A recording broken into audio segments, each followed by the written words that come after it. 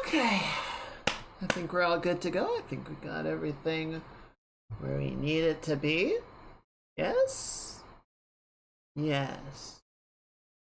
Probably. Oh, shoot. No, hang on. One thing. I forgot a thing. Alright, let me go ahead and jump over and we'll kind of let that warm up on its own. So that's fine. Hi. There's always something. I remember the other thing. Damn it. Yes, it has permission. Okay, sorry. There are always more buttons. I'm forgetting things. There we go. We're getting there. How are you all doing? How's your Thursday? I'm doing okay. It's been an okay day. Yeah. Let me say hi to you guys. Hello, Standing. It's good to have you with us. It's good to see you. I hope you're doing well. Hello, lurkers. And hello, VOD watchers. Welcome in, everybody. Trying to remember. Okay, so what was yesterday? We hung out on Tuesday. Hello, Mage. No dead. Phoenix Town, get up. Hope you're doing well. Hope you're ready for the weekend. I am. Been a good day, just too many things on the to-do list. It always feels like that, right? It's always a trick of, I don't know, what's today gonna be about? You always gotta make a decision. You always gotta make choices about that. But I don't know. So yesterday, CIG did get the new Star Citizen patch out. You know how it's sort of like I wouldn't quite call it a tradition, but it's commonplace for people to like take the day off when some new game or some new thing that they're excited about comes out, you know, so they can have the entire day to enjoy it. I'm glad I hope nobody did that because I didn't get the patch out until like late afternoon Pacific time. So for most people, like the entire day had come and gone by the time the patch dropped. When sleeping worse than usual, so thinking of taking a rain check on D&D, that might be a good idea. Sometimes you just gotta give yourself a little room to recuperate. I'm sorry the sleep hasn't been good though. Hopefully it's a passing thing. Maybe it's a seasonal thing. I know. God, when did I not sleep well? Yeah, it was Wednesday. It was yesterday. That tells you where my head is at. That I went to bed. I think I woke up like 2 or 3 times during the night, and then I woke up at like 6 in the morning and couldn't go back to sleep. So I kind of like napped a little bit until 8, and then I got my day going. I look forward to day off work to have the game's launch delayed. So I have to, right? Yeah, like I finished work by the time the patch actually dropped. So it's like, okay, so I missed nothing. And I don't know, like in typical Star Citizen fashion, it's a little rough. It's a little rough. There's issues. So I was thinking about this today because I was watching Space Tomato stream it. And there are definitely places and ways that the game is doing much, much better than it was before, right? The stability of the game overall, I would say, is much improved over where it was like a year and a half ago. But it's interesting because as those issues get resolved and as new stuff gets added in, it sort of highlights and exasperates the bugs that are still in the game, right? So, you know, laggy inventory, positioning is much better. The server is much more responsive in terms of where stuff is, but you can still run into issues with that. I was having a fun little bug where I would be like looting corpses, you know, taking the stuff off of the bodies and putting it into my storage box. And once I started looting the body, it acted like it had no bones and it was underwater. It would just sort of start like floating around and folding in on itself. It was very weird. It's like, this has never been a problem. Why is this happening? And you know, I was having stuff like reset what inventory it was in because the server was falling behind. And so like it's still a buggy mess. The game is in kind of a weird place.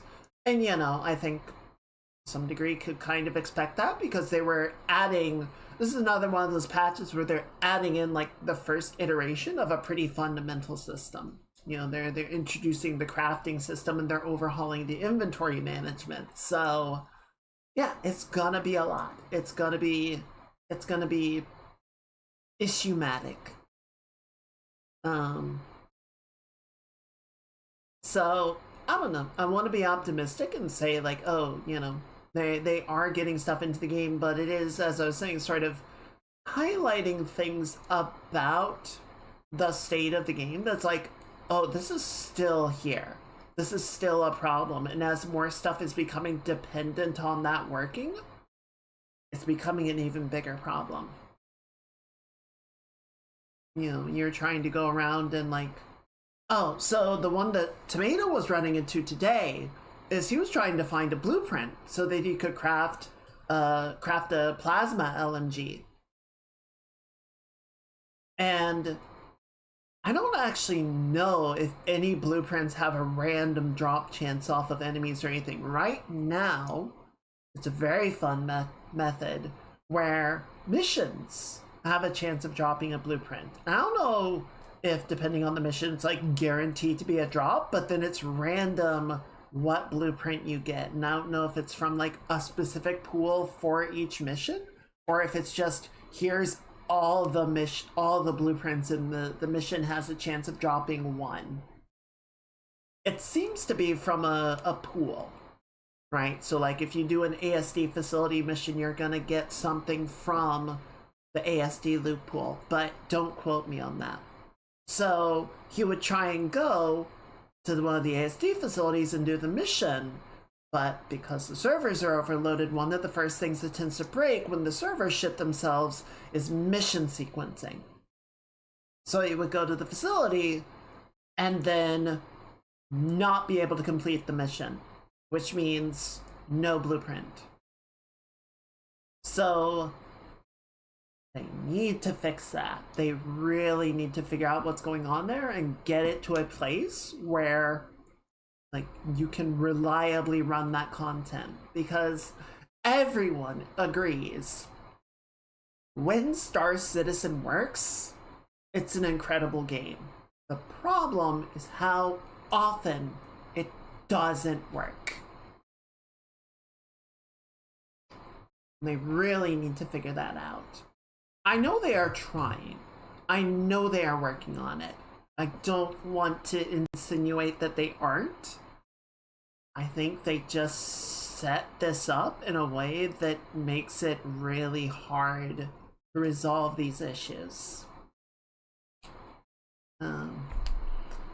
So yeah, I don't know. Like I'm definitely glad I didn't take work off yesterday to try and like play more of the patch. I did play a little bit of it, and I had some interesting experiences, but overall it went okay. I am happy with the new inventory. It's definitely not perfect, but it is much better than we had before. And yeah, just like, I think the worst ones, God, I remember when like Wrath of the Lich King came out, and this happened for Final Fantasy as well, that a new expansion would come out. And you're so excited. I remember going to the midnight launch of Wrath of the Lich King. You remember when midnight launches were a thing? Where you would line up in the middle of the night to get that day one, that hour one purchase. And there'd be a bunch of fans all lined up and you'd just be like shooting the shit with each other. It was so cool. But yeah, you get it, you install it, you get the update, You're excited, you log in, and whap! Queue. Get in the queue. How long is the queue?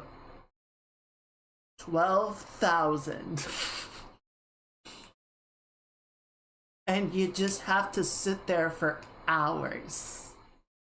Hours and hours. I remember, I think it was Endwalker. Yeah, it was Endwalker because I was working. I would log in the morning and I would log in and start the queue because it would take hours to actually get through the queue. And so I would just have my computer at my side and I'm working. I'll just check the queue to see where I'm at. And because the servers were so overloaded, you know, they had logout timers that if your character was inactive for like 20 or 30 minutes, they would boot you out because they need room on the servers for all these people that are stuck in the queue. So I would finally get in after hours of waiting, and then I would just like nudge my character around periodically just to stay logged in so that when my day was over and it was actually time to start playing the game, I wouldn't be stuck in a queue for 4 hours. And, you know, that was like a good scenario, right? That was where the game was working as intended. It was just overloaded. You know, there's so many times where a game comes out and it's like, yay, it's launch day, and then servers shit themselves, or there's like a game breaking bug and things don't work, or the optimization is terrible and you can barely play the game because everything looks like a slideshow. It's just like day one sucks a lot of the time for games nowadays, at least on like the big end of things, you know, the AAA end of things, because the projects are so complicated. I'm trying to get all those parts to move in synchronicity, in sync. There we go. It's just like, ugh. But I don't know. I definitely want to play more of it. I feel like I'm the one that puts at the party a lot of the time because everyone gets all like super hype and I'm just like, yeah, what's up for this? I am the boring one. That is my job. But it's okay. It's okay. Anything else happened? Not really. I did take yesterday off from exercising. I did do my therapy stuff. I didn't do any proper workout because it was just like, it's, you know, I needed a rest day. Did play a little Helldivers with some friends. They added some new enemies to the Illuminate. I was joking with my friends as we were playing. So there are these big walkers. Quadrupedal? No, they're tripedal. But they're like tripedal, and then they have this like underslung seat where the pilot sits. And that's like the weak point, you know, if you can sort of get through their shield canopy and shoot them, it, you know, the mech just keels over because it has no pilot. And then there are two variants. One has big guns for arms, and the other just has arms with grabby hands, and they will like sprint over and try and like backhand you or grab you or just smash you like a bug. So very rude, very mean fellas. I like them though. They're fun. They're not too tough to take down, but very interesting. Can create a lot of chaos. Is it bad that I imagine Super Kami Guru? Every party needs a pooper. That's why they invited you. Party pooper. Party pooper. No. No.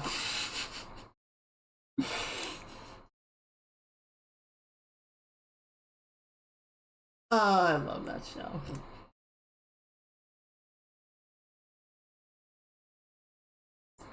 Um, I was joking with my friends though, because I don't know why, but I swear every time I play Helldivers, every time we go against the bots, like my default position to try and shoot them is like right in the crotch.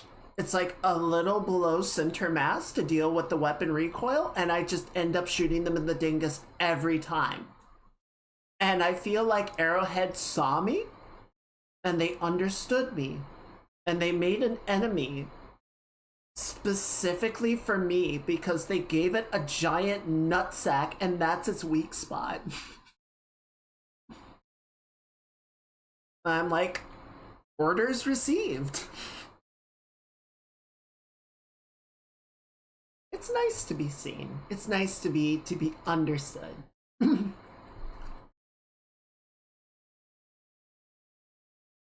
So yeah, I love that game. I love how they're. I can definitely understand some people being like, "What the fuck is the difficulty curve?" But frankly, I think it's fine. I think it's fine because there are 10 difficulty levels, right? And my friends and I, as not even like the best players, right? We were regularly playing 9s and 10s without difficulty. Or not without difficulty, but like that was the difficulty level that we were comfortable with. So we were maxing up the challenge of the game effectively. And it kind of feels like they just bumped the upper end of the spectrum. So now we play more on like 8 or 9. Why? Why do they keep kicking us in the dick?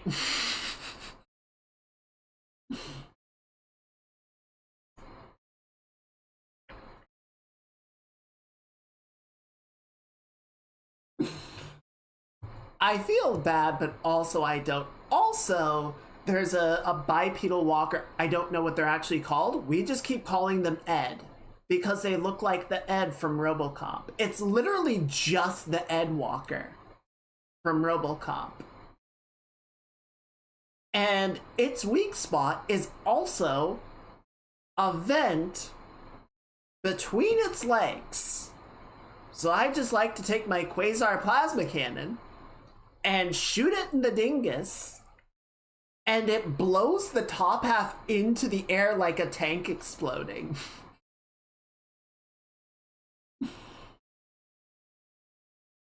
I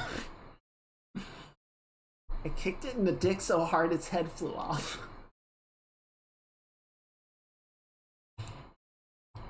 I don't have issues. What are you talking about?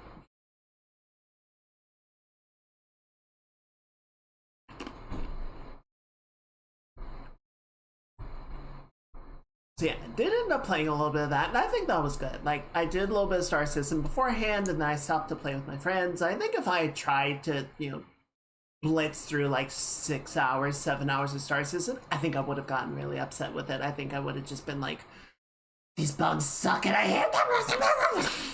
It's like, you gotta pace yourselves, right? Getting hit in the nuts hard enough, I'd wish my head blew up too. Yeah, kinda.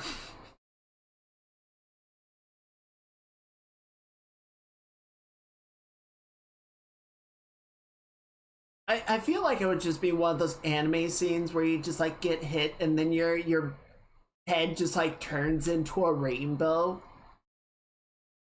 Or it just gets turned into like action lines.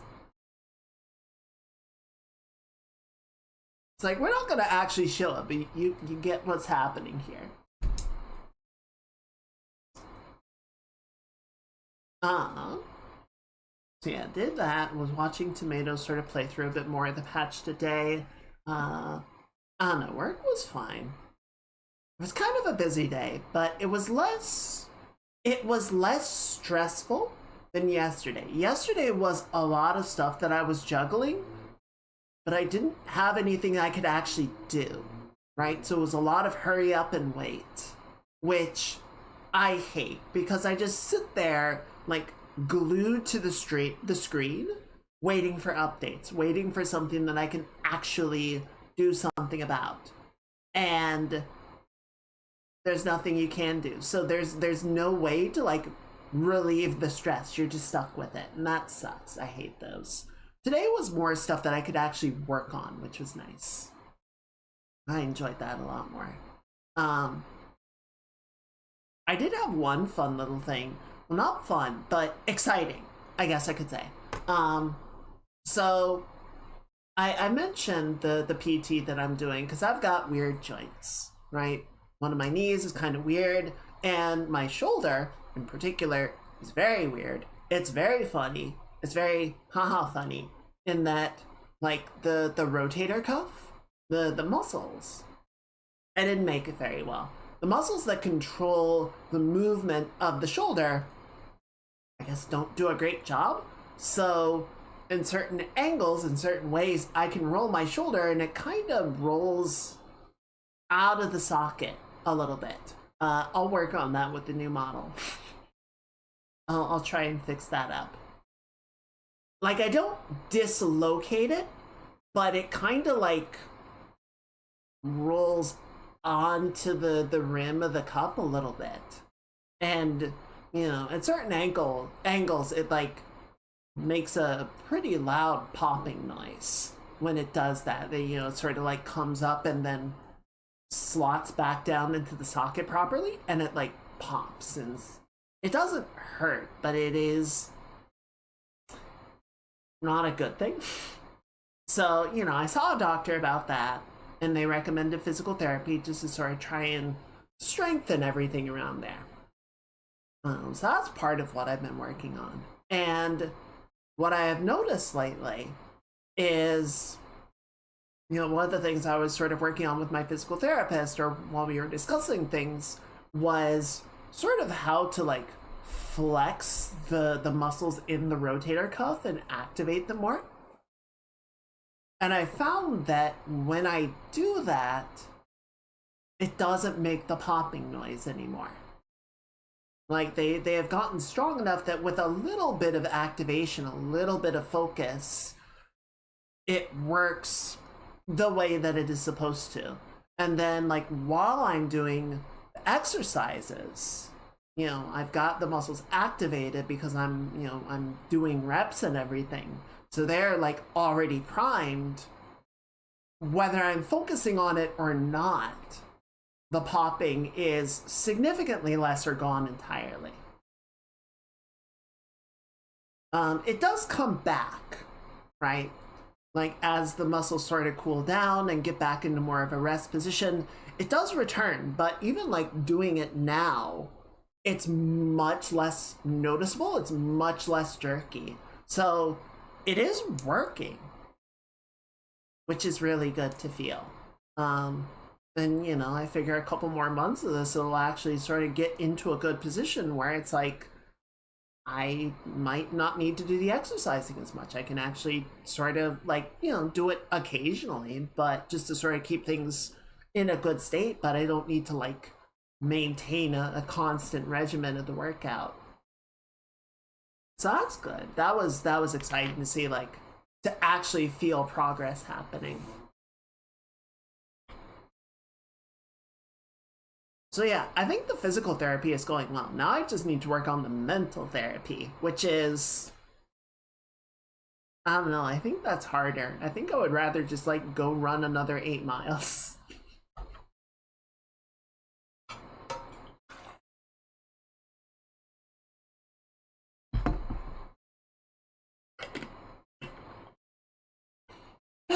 One thing at a time though, right? One battle at a time.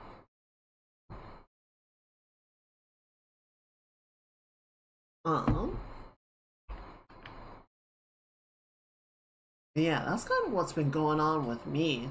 I didn't get much work done with the model yesterday because I was doing all the Star Citizen stuff, and I don't really like multitasking with Star Citizen just because of how much resources it takes running that game. But it went okay. I think that's going fine. I think I said on Tuesday I don't know if we're gonna hit the June target for it, but I would rather do it well rather than try and get it done just because I said I wanted to have it done by June. Um, yeah, I don't know. I think that's kind of that's kind of what I've been up to. My plan, my hope for tomorrow. Uh, my company is doing a big dumb meeting at 8 in the morning, which I'm not really. It's a little bit interesting just because there's so much else of the company that I never hear about, right? I'm siloed off on my team working through the communication systems with our client, and I rarely ever see any of what's going on with the rest of the company.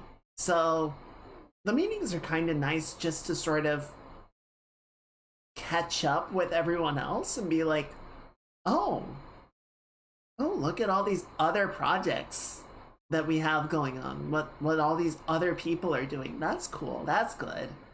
I get it. We're West Coast, so we're later than everybody else, and it's 8 o'clock for us, but it's 11 o'clock for the East Coast, and it's like it'd be like 5 in the evening for England, which I think we have some people in Britain somewhere.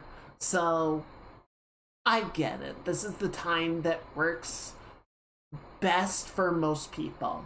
But honestly, the main thing that I am like, okay, I do want to be there, because if I'm there, if I start my day, attend this fuck ass meeting at 8 o'clock, that means I get to clock out at 3 in the afternoon.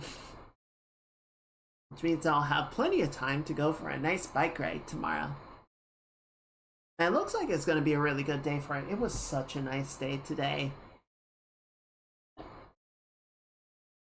I was just going to make some coffee, do my normal lunch routine. And then I went down to the kitchen. I looked out the window. I was like, I want to go for a walk. So I went for a little walk, went down to the coffee shop and got something there instead, because I don't want to I don't want to look out the window and go, yep, that's nice, and then go up to my room and not, appreciate the day,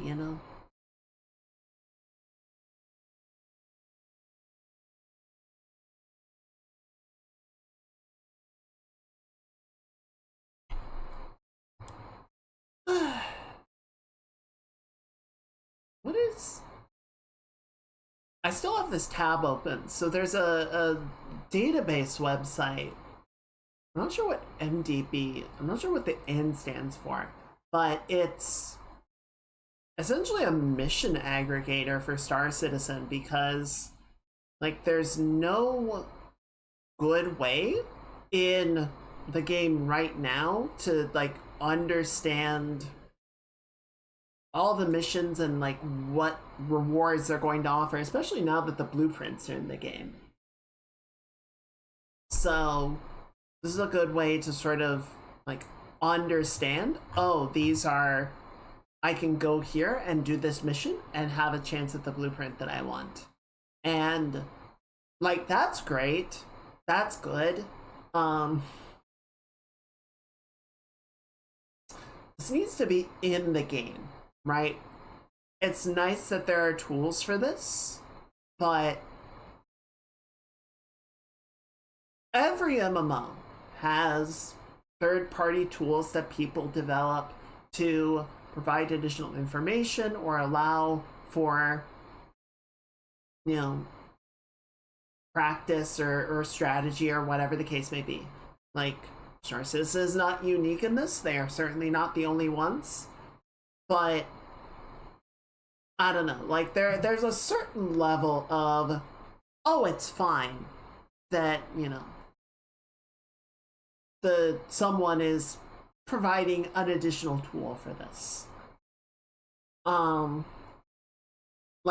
Fantasy 14 has someone made a tool that basically lets you sort of draft out a crafting recipe, right?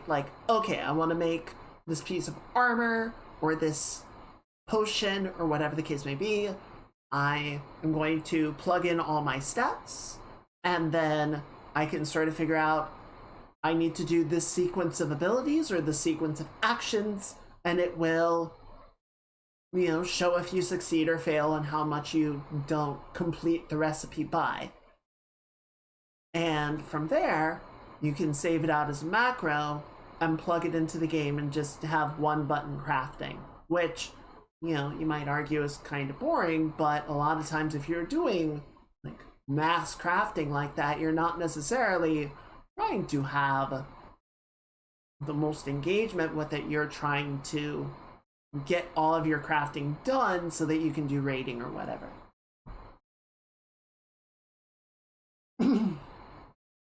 So 14 didn't go to that length, but they did, as I recall, introduce a practice round effectively that you can sort of, like, you can attempt crafting a recipe without actually spending the resources, just to see if it is possible with your current stats, with your current gear, etc., if you can complete the recipe before you actually put any materials on the line.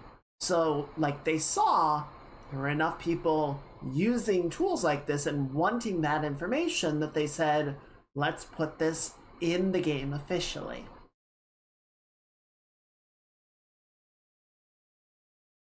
You know, Elite Dangerous has this as well, that people have like tools for, you know, plotting out trade routes and build crafting, theory crafting ship loadouts for, you know, to sort of see like, okay, well, if I do this engineering, how is this going to affect my shield levels or my speeds or my damage outputs, etc., etc. Yeah.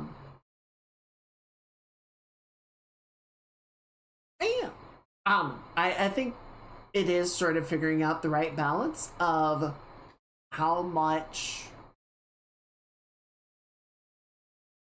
is like, yes, this is a system that we want to sort of give people access to that information or those tools, because the players are going to do it regardless, and it's sort of like, well, how much is too much?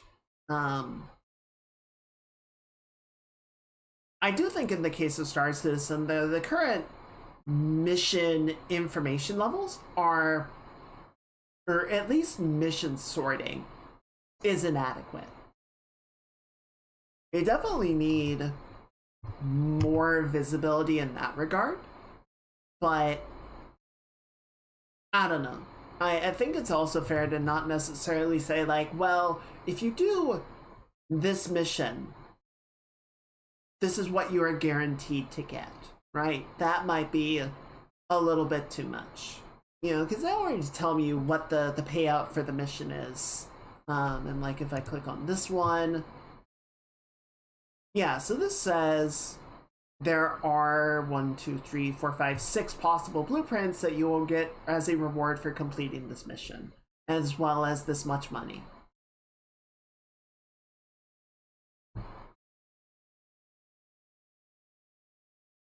So I would definitely find having that much information to be helpful, but I can also kind of understand that they say we don't necessarily want to tell you exactly what those possible things are.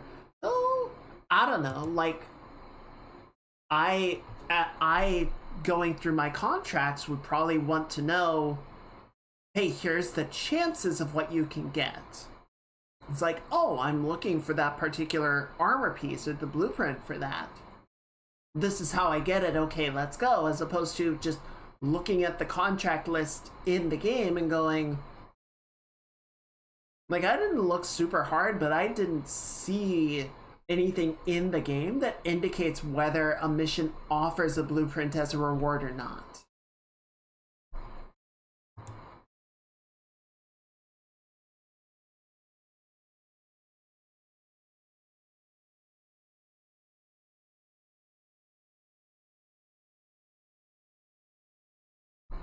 And then also, like, this tells you, okay, so I guess there is a proper mode of the reputation system in the game right now. Because like this one that I picked up says you need to be a veteran contract level or higher. Like if you're neutral with the faction or a junior contractor all the way up to senior, it won't even offer you the mission as a reward. You have to get up to veteran contractor before they start offering it to you. So like if I'm looking for that blueprint, I would kind of need to know or find out through other people where I'm supposed to be able to get that. So I don't know, it's always kind of a balancing act. And then of course there's always the problem, and Elite suffered from this really badly during the dark times post Odyssey, that the community was very sour, right? The community was in dire straits after Odyssey because it seemed like the game wasn't getting the support that it needed. It was going to go into life support, and morale was really bad, and a good number of tools, because you know the people making and upkeeping the tools are typically just doing it voluntarily, right? Like they're not getting contracted to work on them. You know, they might get some support through Patreon or Subscribestar or something, but a lot of times it's just them doing it because they care. And so if it feels like it's not worth it, they've lost the love and feeling, they've lost the spark, and you know, they don't have nearly enough financial stake in the game to continue running it despite everything. A lot of times the tools go under, and then the community suffers because we had this thing that we were relying on to give us necessary information, and now it's gone. And the game doesn't have a way to supply that.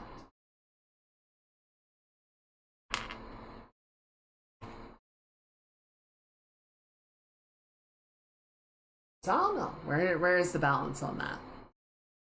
Where is the balancing line? And some of it, I think, comes down to friction. You know, that discussion that we had before about friction.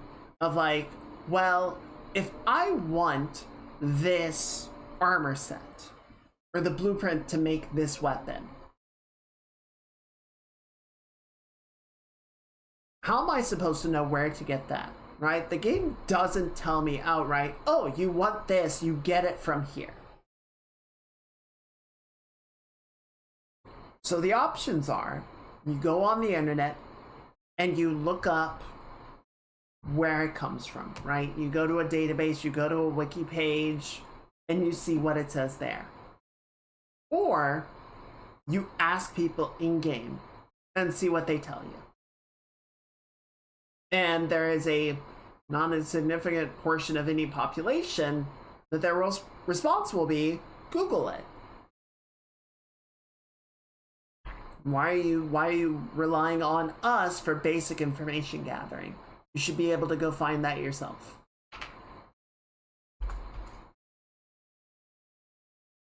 I think that's true, to a degree. You know, I think back in the olden days, where the internet was obviously a thing, but it was less pervasive, shall we say. And you almost definitely didn't have a secondary monitor up with a browser so that you could easily look stuff up while you were playing the game. I think it was more, what's the right word? I think there was a greater reliance on communication with the people that you were playing with to source information in real time, right? Or to source information through the game, through the community.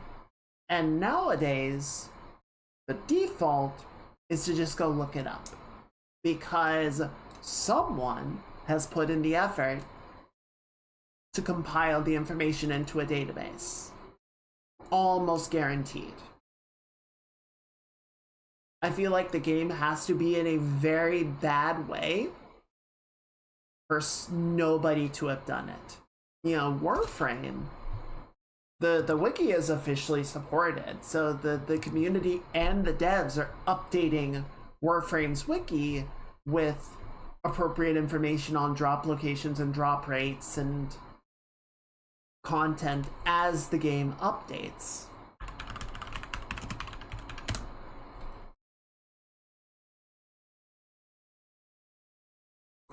I mean, for the love of God, Highguard had a fandom wiki.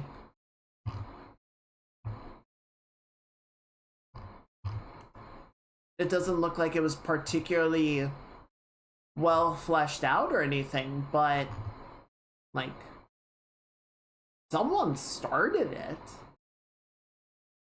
I feel like that tells you a lot. That like it's just kind of assumed that at some point,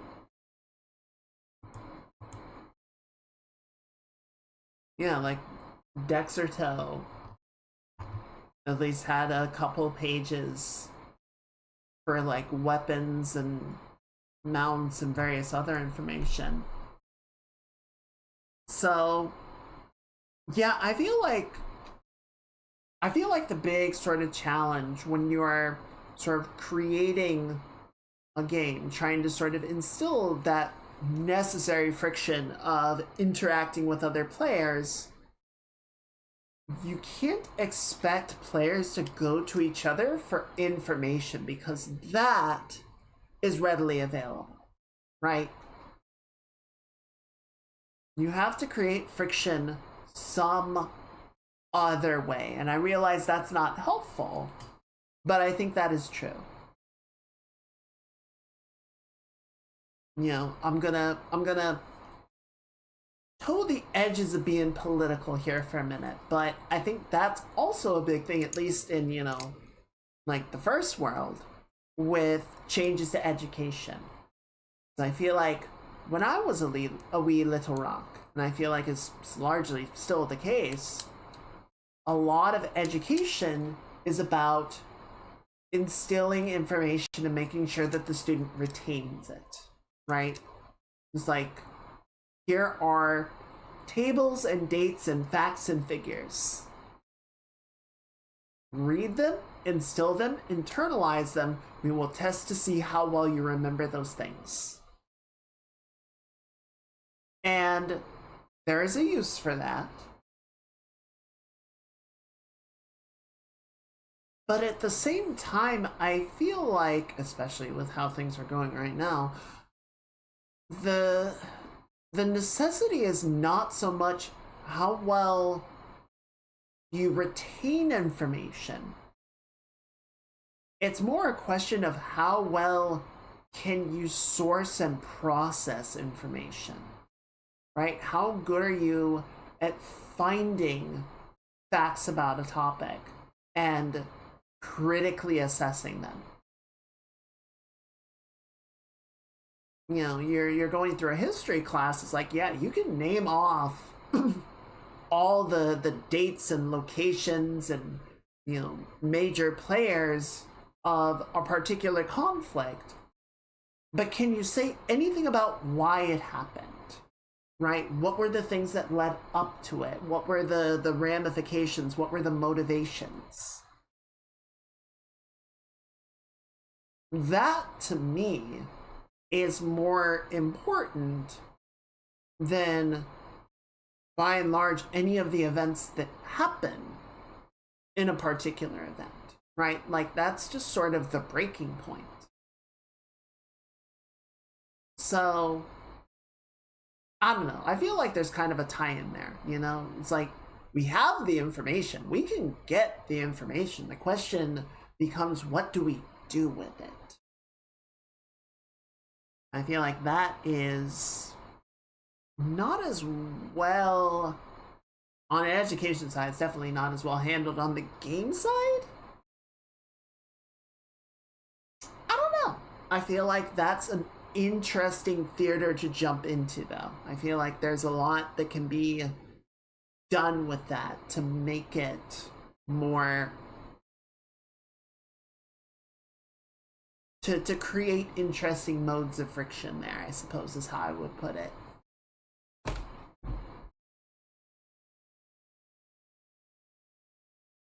But why don't we go ahead, speaking of friction and challenge, I guess.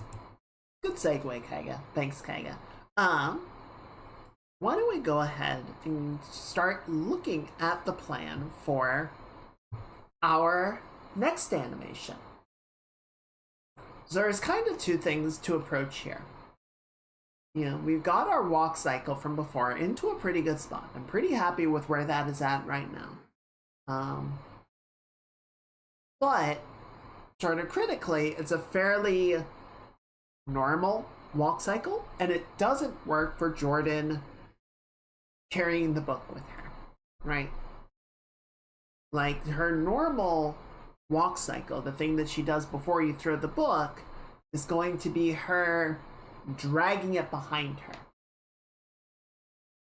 So we need to create an animation that is appropriate to that. And on one hand, I kind of want to mess with the idea of doing like a blended animation. Is that the right term?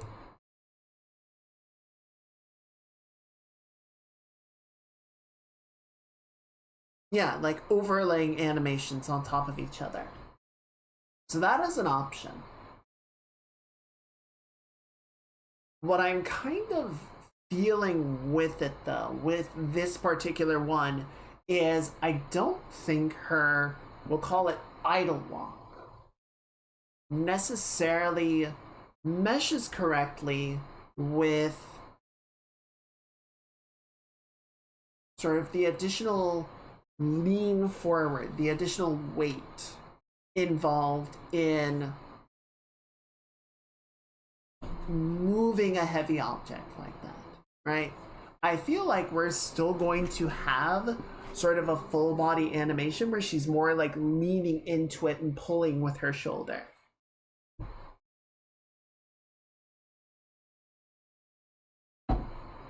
So I think step one is going to be, much like we did with the walk animation, I think we're going to want to storyboard it out. Oh.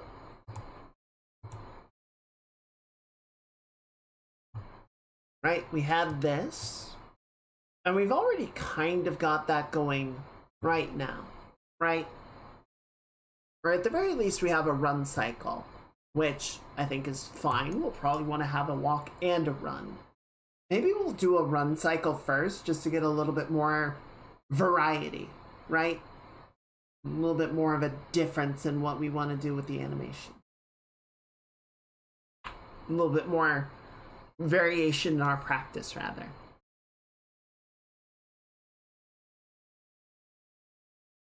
So I think this is a pretty good start, but I want to do another like level of the animatic to sort of refine the idea further.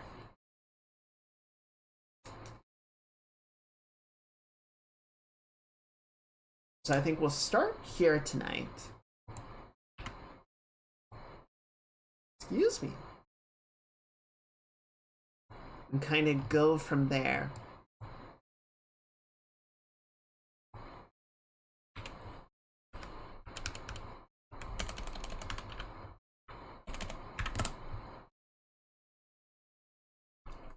All right. So, what do we want to do with this? Like, I like the general idea. Let me grab, I've got my animator book.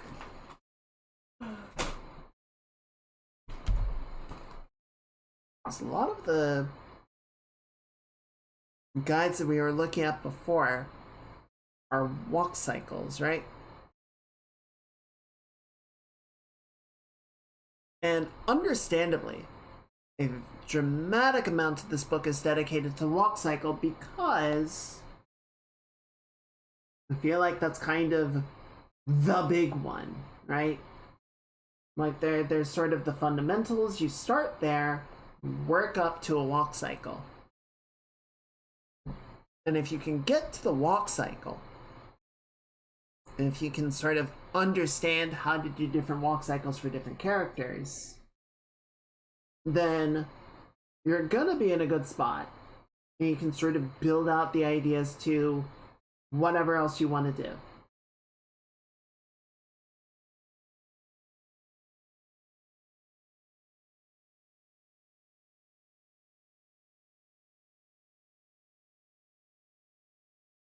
Okay, so yeah, there is a section in here on runs, which is good.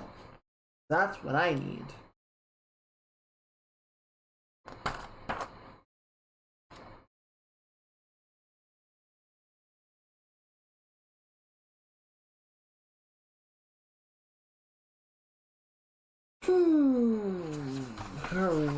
How are we gonna approach this guy? So I feel like what I kind of want to do is pick one of the poses to sort of be our starting point, and I think it's gonna be. Go back to this group. I feel like it's gonna be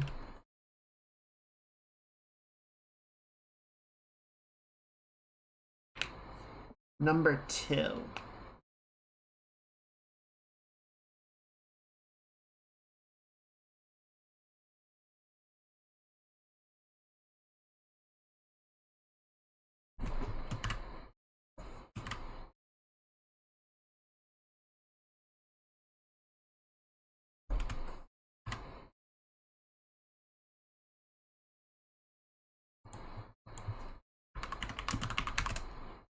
I'm also kind of curious because I feel like I really like the run cycle in Neva and in Gree.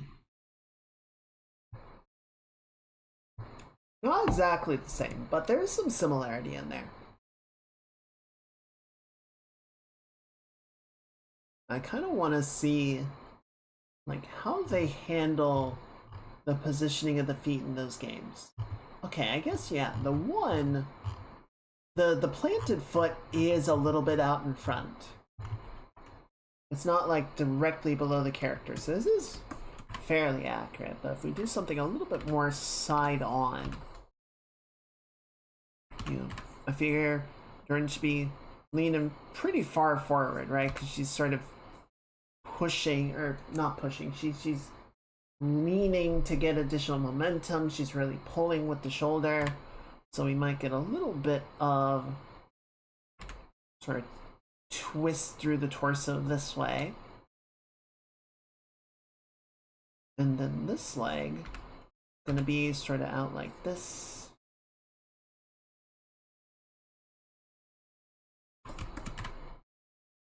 This leg will be sort of back like that.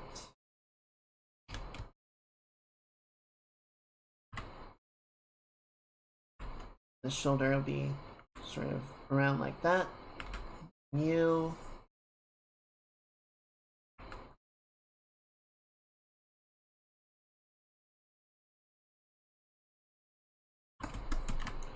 And then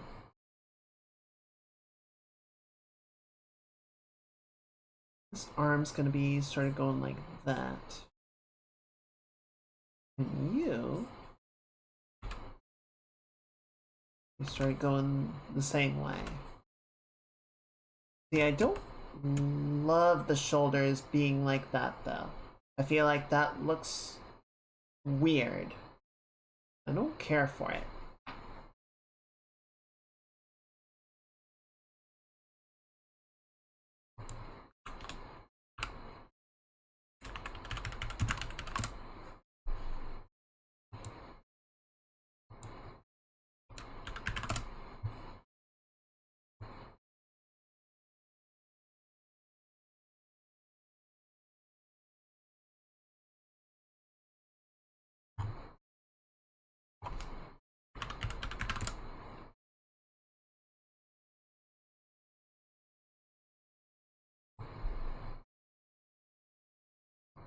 Hmm. double checking references just to sort of see if I can find a way to make this a little bit more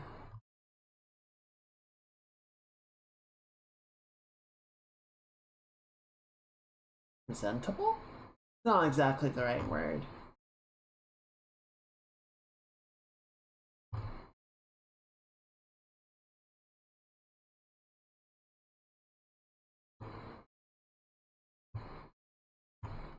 For some reason, there's a lot of stock footage of people in business suits pulling ropes.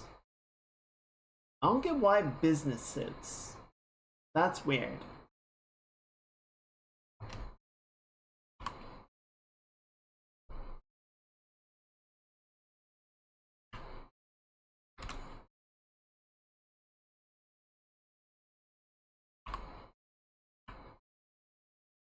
But if we do that, because I do think we're gonna have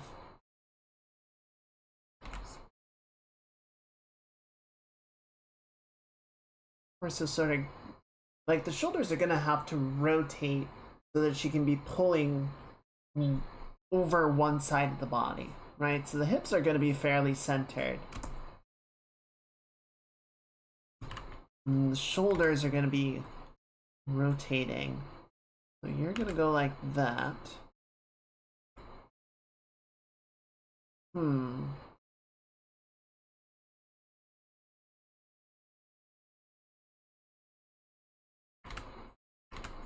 Maybe this arm can be more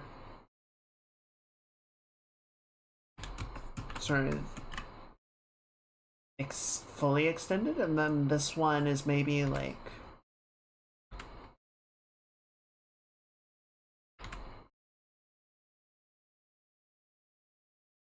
more like this.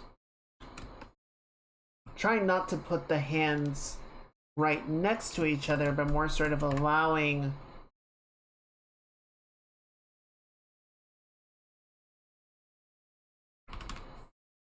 the arms to be sort of doing different parts of the action.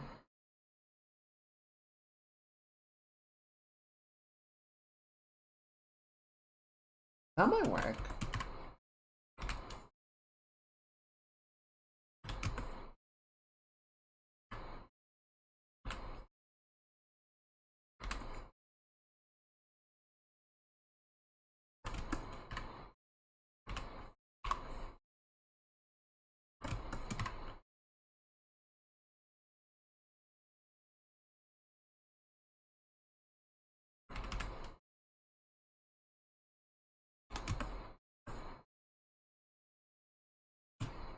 That seems pretty reasonable to me.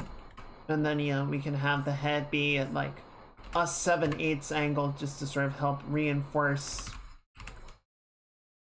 you know, the turn, that she's not like perfectly parallel to the screen, or perfectly perpendicular rather. So you have this leg in front.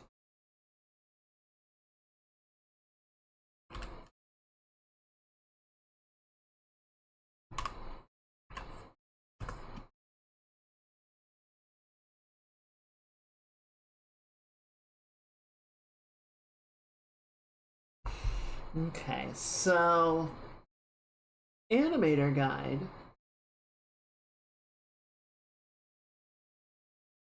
Or double checking. So when we plant the foot, which is where we're at right now, right? The other leg is actually on its way in.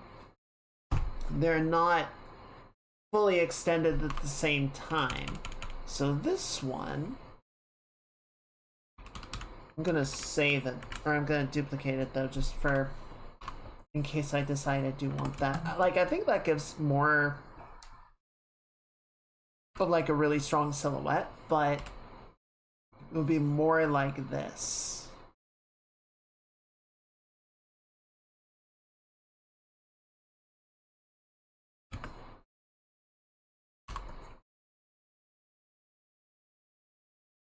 See, this is what I'm kind of curious. What does Nitha do? Because I feel like Nitha has a sort of almost like floaty animation to it.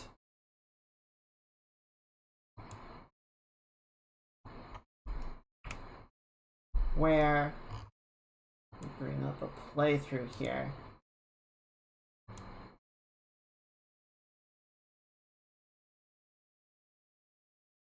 No, I guess it does.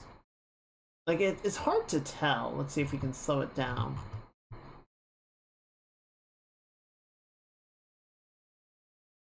Oi! Out of the way, you rock! Actually, here, let's see if we can find Greed.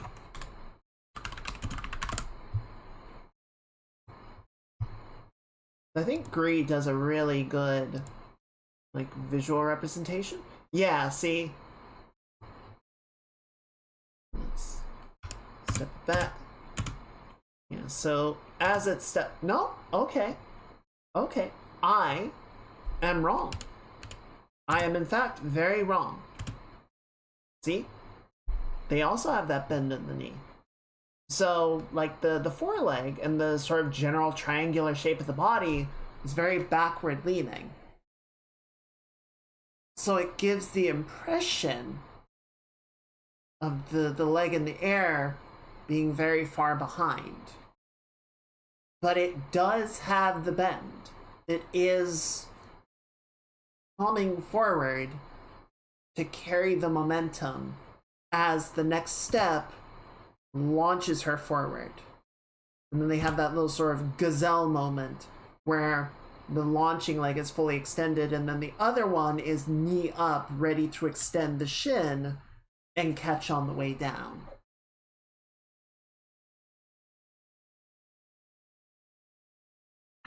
Okay. Let's try and get a good... There we go.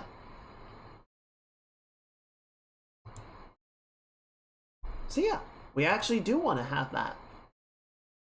You know, I think Greed does sort of have the artistic liberty that the legs underneath her cloak are very far apart, so that it still gives that long trailing feeling. I don't think we're really gonna have a way with Jordan and her more exposed anatomy to really fudge that, but I mean, the other thing that I can do, I'm not gonna like sway her hips dramatically, but it is definitely gonna be the case that the legs sort of go back and forth, right? Or like the hips sort of cant a little bit as well.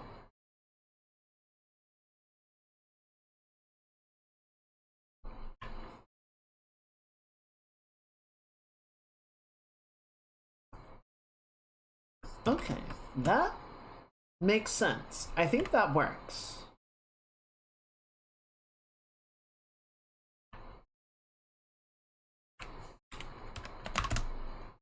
So I'm gonna knock this one back really low. Actually, let's do the same thing that we did before. So we're gonna take this leg, we're gonna repaint it in red. Just to help make it easier to understand.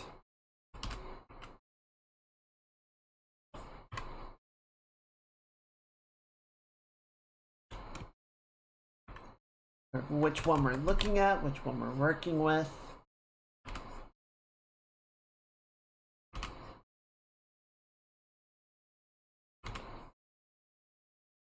One of the things that is kind of fun with animation, doing stuff like this, is like going in and realizing that there is a plan, or like that things are actually working a certain way, even though you didn't read it that way initially, right? Like you thought it was giving you a certain impression, or you thought it was operating in a certain way. It's like, no, actually, it is following these rules, or it is making sense it just does it in a way that still conveys the right feeling.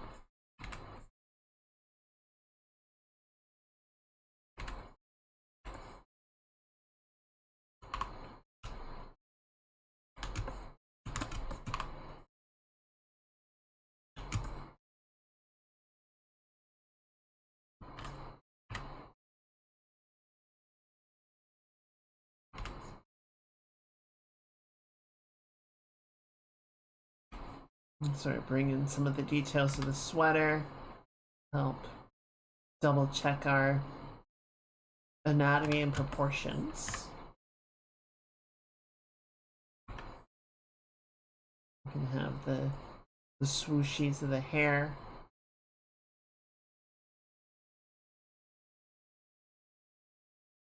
I know this is a very silly thing given how much I like draw people and I draw hair. So bangs are the hair that sort of sits over the brow, over the forehead. What is the hair that sort of comes down the sides of the face called?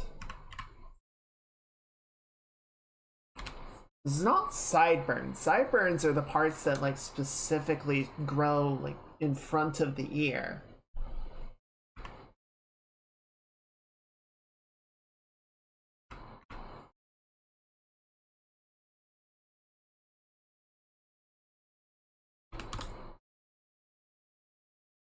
Okay, that looks good.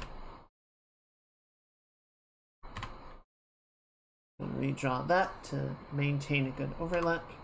We can even do a little bit of a cutout right there to help establish priority.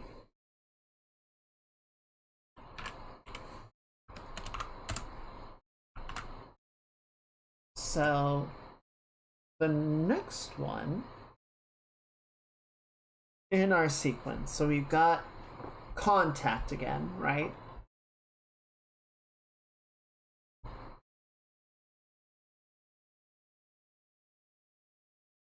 Let's call this one 3 instead of 2. So we're going to take this leg. We need to fully extend it behind her now. We're going to have just a little bit of contact of the toe sort of leaving the ground and fully extending, fully propelling her like that. We have the blue leg as well. So the blue leg now going to swing out. You know, we probably shouldn't do like that high, right? She's not going for a full sprint or anything. She's no Uma. But we can still give her a pretty capable stride.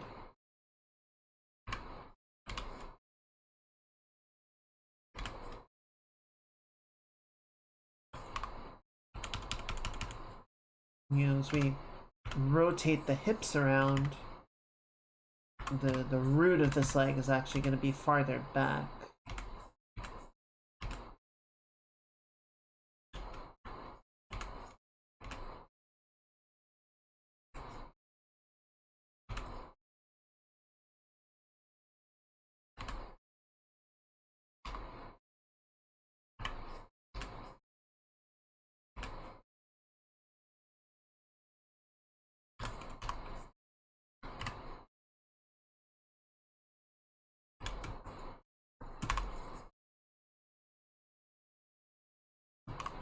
So now this arm, you know, we're not going to do like a full swing of the arm or anything, but this shoulder is going to sort of come forward.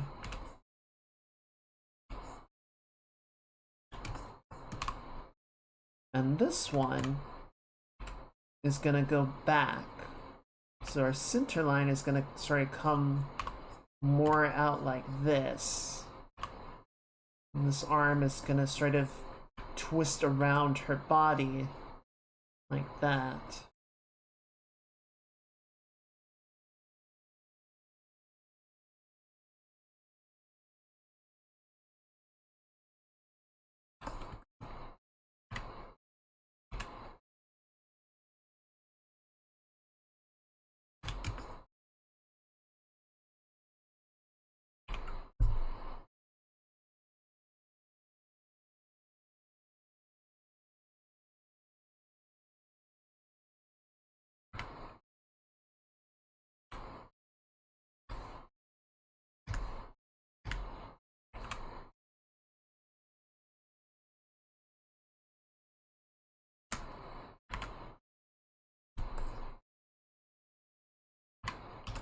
So yeah, that just gives her a little bit of like trying to have a good transfer of momentum, but you know, made harder by the big dumbass book behind her.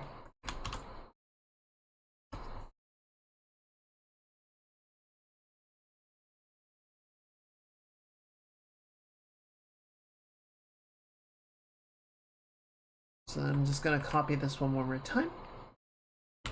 We're gonna call it 5.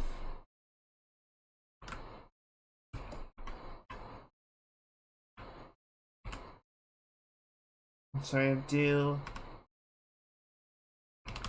a swap over, right? So this one, or no, would this be 5?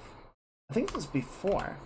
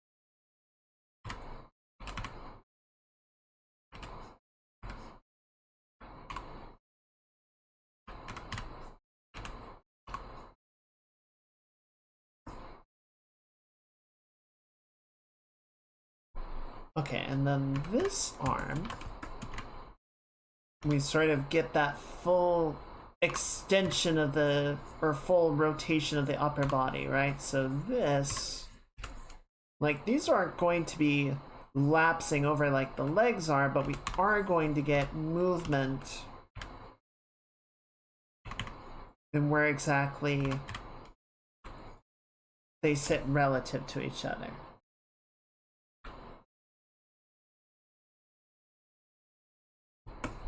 Right, essentially at its sort of full extension, let's call it.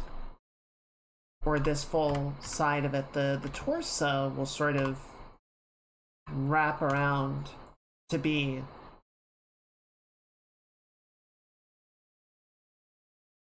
perpendicular as opposed to angled towards the camera.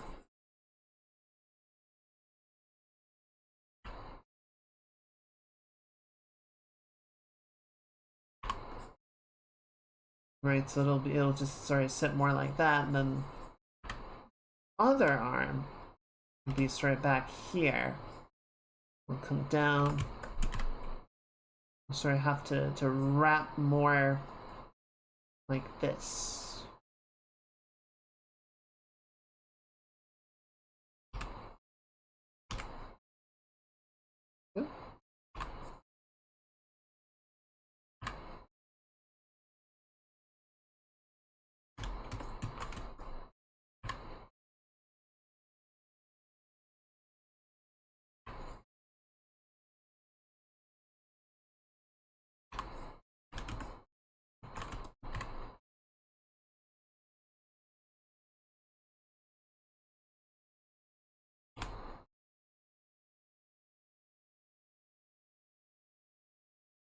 So yeah, I'll kind of do like a rather than, you know, a full running. I'm pantomiming running. You can't see it.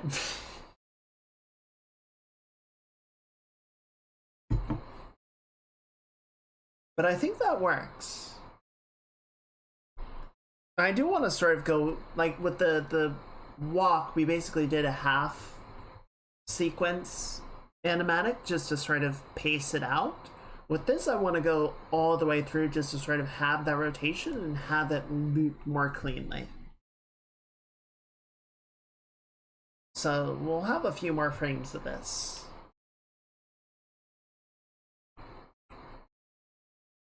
I do think it is important because we need to make sure that we are setting this up in a way that makes sense, especially because of how kind of strange parts of this animation are, you know? Or not strange, but sort of atypical.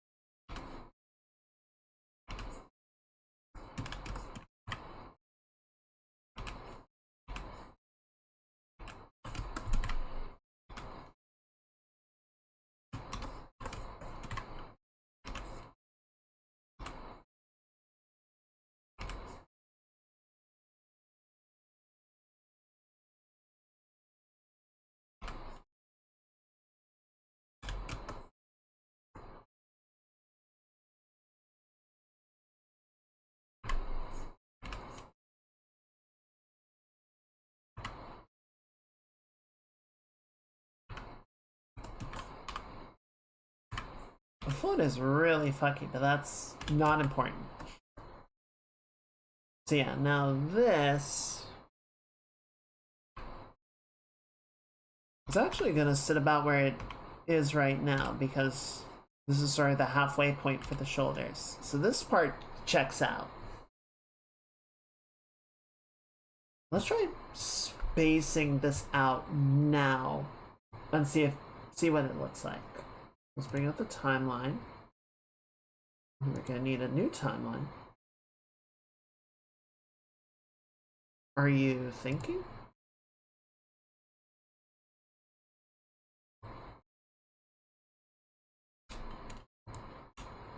Oh, it's up there. Okay, yes. Book, run, timeline, frame rate. Yeah, let's just do 8.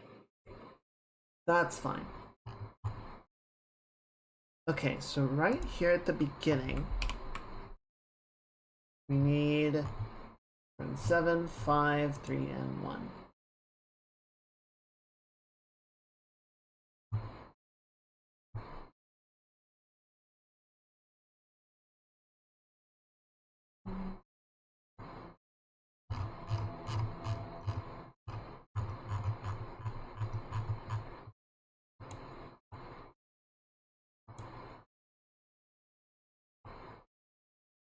Okay, so up top,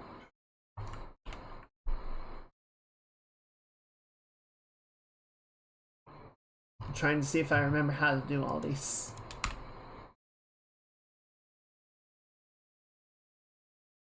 Enable keyframes on this layer. Let's do it on these as well.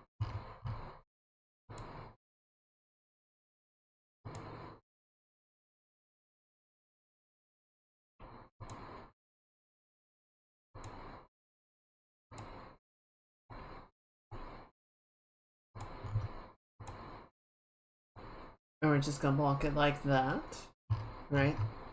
And then on the next frame. Actually, here, let's do every other frame because we probably want to set multiple of this, right?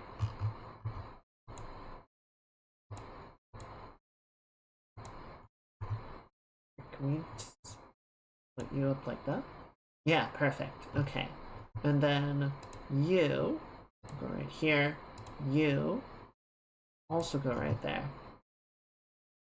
And then we're just gonna have it end at 9, and that should work. Okay, so we're gonna turn you off.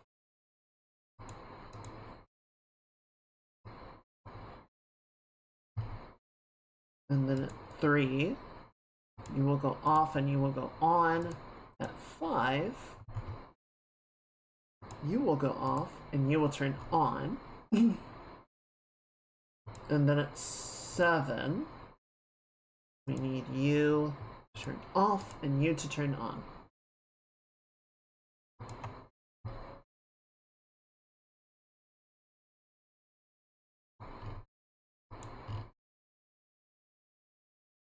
didn't that work? What did I do wrong?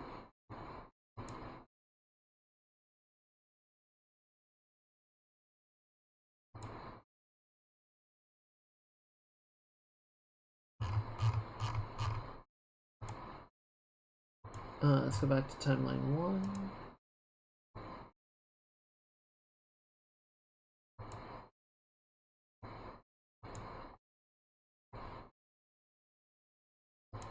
Like, you still work.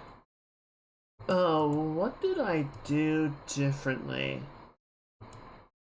Okay, so it's not visibility. Oh, was it opacity? It might have been opacity that I used to make it work.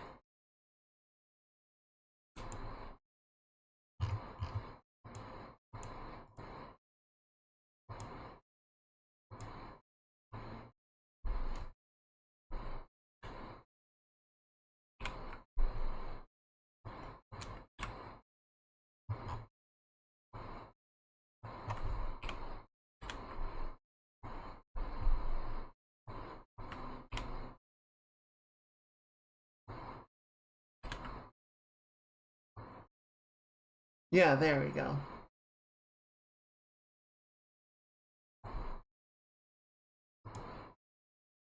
Okay, so this probably isn't gonna work quite right, just because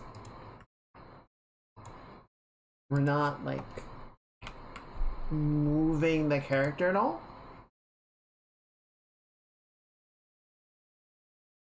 I like how the shoulders are working, though. I think that actually has a great sense of rotation to it. The torso looks really weird, right? Because it's not going anywhere. She's kind of just hovering. But I like the articulation of the shoulders. I think that gives a good sort of like boom, boom, boom, boom, boom, boom, boom, boom.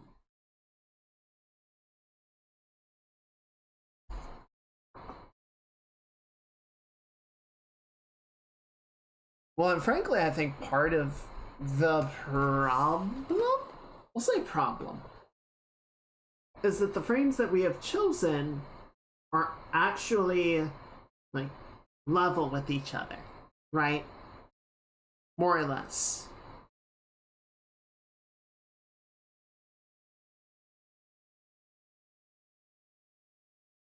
Yeah, like if anything, the contact is a little bit lower. So, like if you were to pause it, and we go over here, we could move this frame down slightly. We'll go to frame 5. We'll take this frame and move it down slightly. Yeah, that's already better.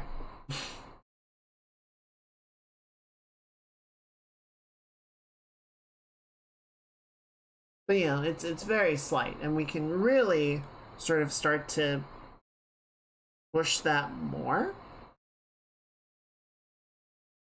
by adding one or two more frames in the middle. Okay, cool. So let's disable the timeline for now.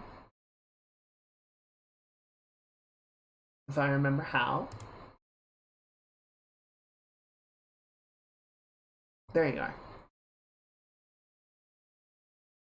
So we're gonna go back here. We're gonna make a new layer. We're gonna call it book run 2. So now we're gonna make the evens. Set this at low opacity. We're gonna grab book run 3 as well and set that at a low opacity just so I can see where to tween like the shoulders. Right? So we've got this, and it looks so weird. Like where the blue legs, like reading the blue legs as a thing is just like she's doing some sort of weird cartwheeling. It's very funny. It makes me laugh. Okay, so the red leg needs to be right here, right? This is sort of the bendy moment. She's gonna be lower down. And she sort of braces into the ground, builds up spring energy, and gets ready to launch off of the red leg. This arm, or the blue leg, is going to be sort of in that weird in-between floaty state.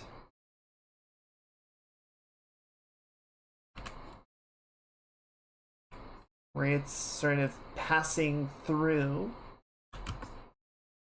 coming from back to front.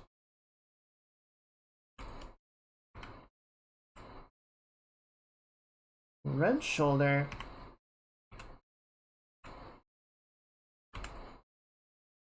is going to be sort of in the middle here.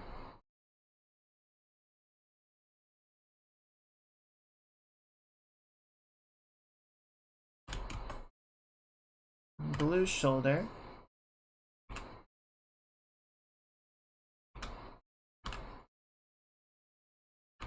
going to be about there as the elbow comes down and pulls this hand a little bit back this way.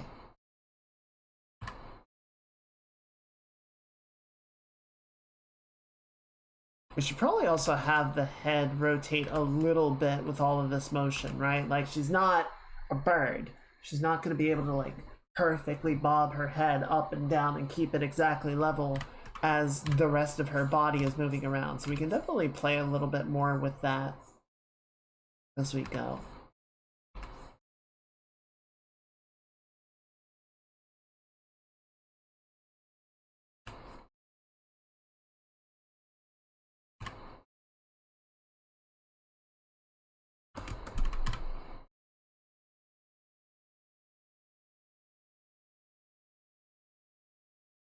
Actually, I think what'll make this even a little bit better, stronger to work with, is color coding the vines as well. Just so it's clear which one is going where, so we can sort of show how the blue is passing through both hands, whereas the red, not as much.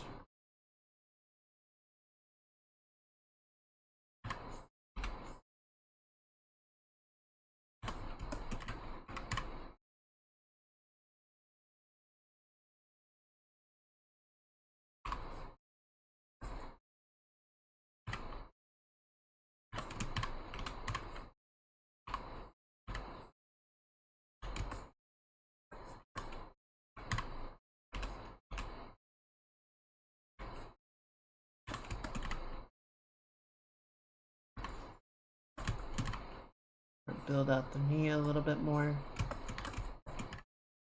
I think that works.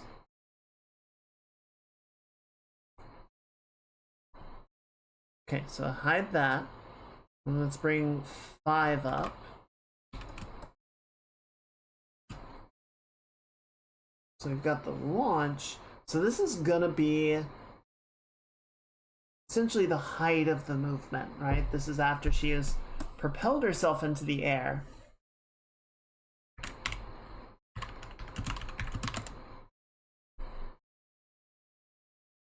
It's gonna be a little bit higher. You know, the survival guide lists 5 and 6 as being, or being this in the previous frame as being about the same height.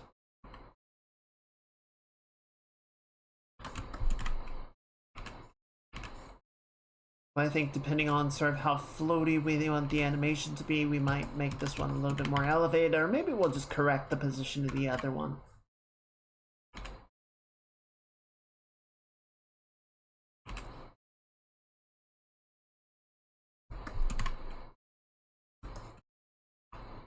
And sort of have this more level, right?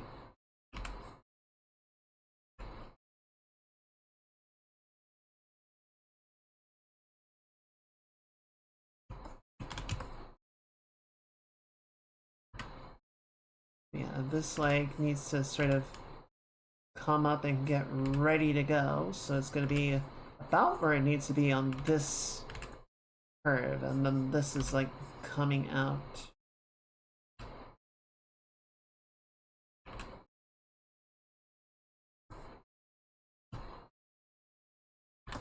And then this, like, starting to relax.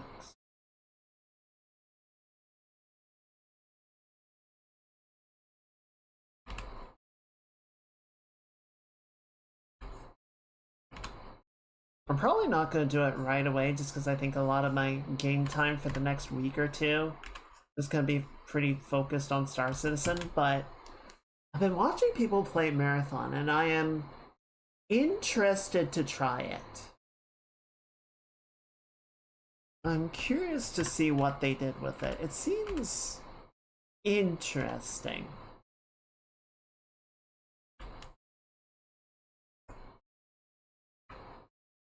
No, people seem to be responding to it pretty well. Perhaps not amazingly, but certainly not negatively. I think the big question, I checked in on Coco before I started the stream, and I think at one point she said, you know, it seems like it'll still be a pretty niche game, right? Like, at the end of the day, it's an extraction shooter, and no matter how much, you know, some of them manage to pop off, like Arc Raiders has obviously done really well. And I think Arc Raiders definitely, like, achieved a fair amount of sort of greater popular acclaim and notoriety, which probably saw an uptick in initial sales. I'd be curious to know how many of those people have stuck around, because again, at the end of the day, it's an extraction shooter, and I think at one point I said, if Arc Raiders is not capable of making extraction shooters mainstream, none of them are going to be, right?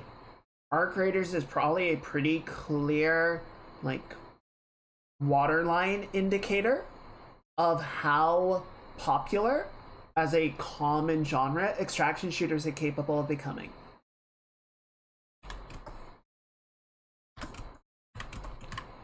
Which, I want to be clear, I don't think is a bad thing.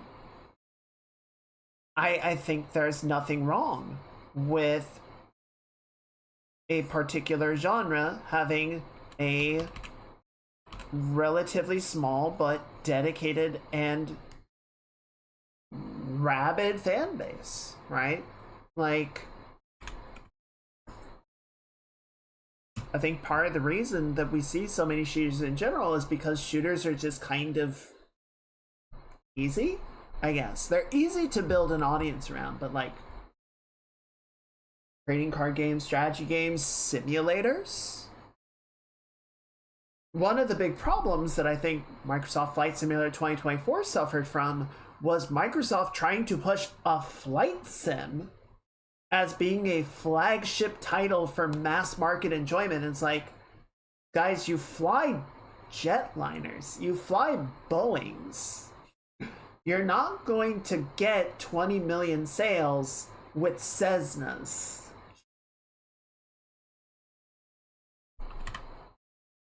Like, yeah, if you do it well, the people that like flight simulators are going to be really happy with it, and you'll probably get some new people that are like, well, that's pretty and interesting, I'll check that out, but like it's not going to shake up the entire market.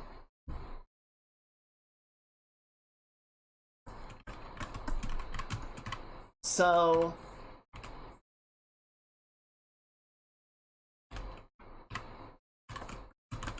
I don't think it is bad per se that Marathon finds success as a relatively niche but enjoyed and appreciated title amongst the people that play it, right? I think a lot of people would kill for that level of success.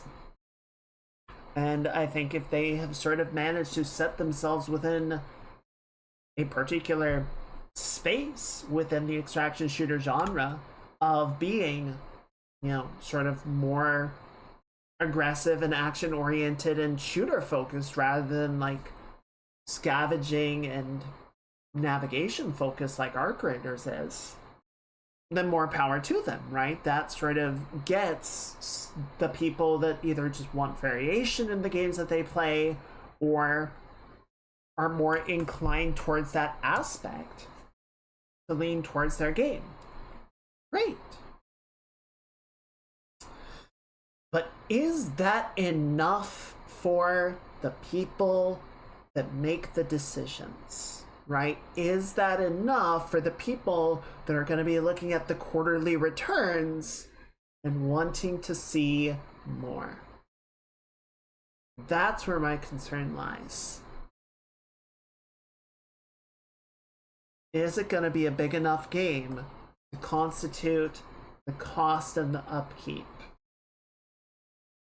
And that, I don't know.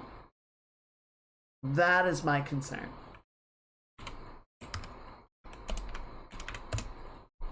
Boro at one point was talking about, he was sort of concerned with the longevity of the game, right? Like, it's fun now. Is it going to continue to be fun? Is it going to be exciting in 6 months' time, a year's time, 2 years' time? Like, what is the long-term roadmap of this looking like? And I don't know about that. I definitely see why that is a concern. I don't think it's unreasonable to have that question. If you're asking people to sort of get on board with your title, you gotta present them with a vehicle to get on board with. But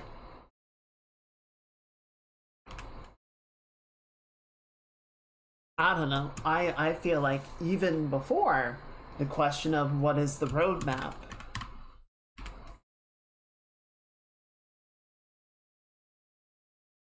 I worry somewhat about whether the bean counters, the decision makers, are going to look at its success rates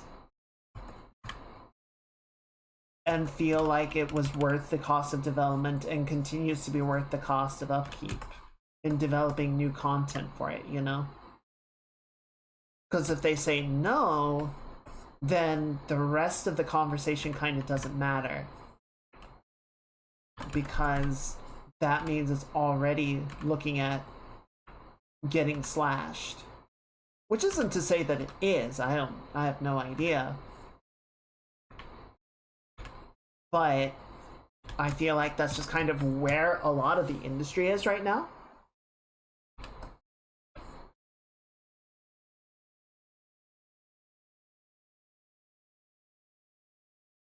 This is supposed to be 8, not 6. We need this one to come in.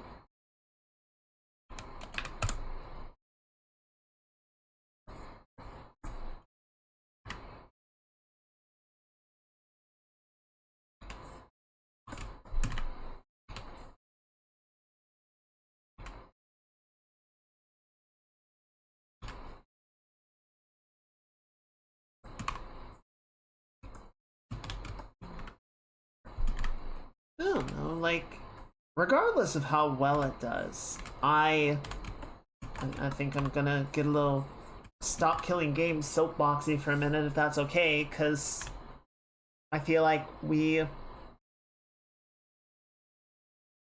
sort of run that risk again of, like, with High Guard.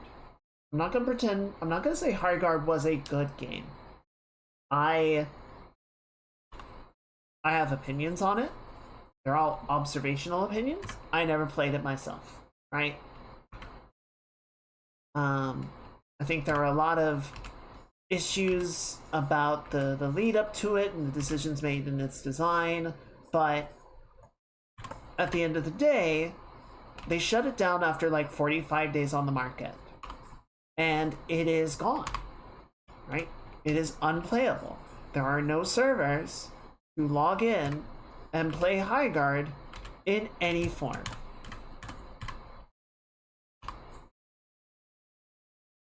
And, you know, one person like wrote on Twitter that they were, you know, one of the devs wrote that they were quite disappointed by that because, you know, they had a roadmap plan. They had post-launch content planned and in development or already, you know, sort of ready to go for subsequent seasons. And that content will never see the light of day. No one is ever going to see it. No one is ever going to play it. No one can post it to ArtStation or to Instagram or any of their portfolios. It just doesn't exist anymore. You know, that kind of fucking sucks. It's like, oh, you know, Mookie played it very briefly, like the day before it shut down, just to kind of see what was up.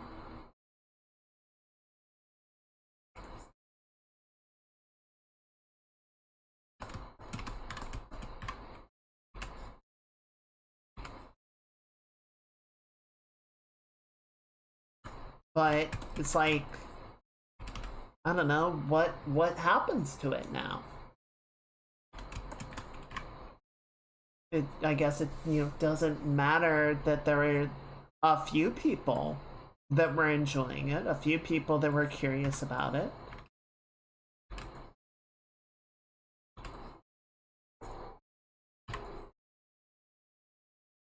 Because it wasn't enough. It wasn't enough people enjoying it to constitute the cost of running the game.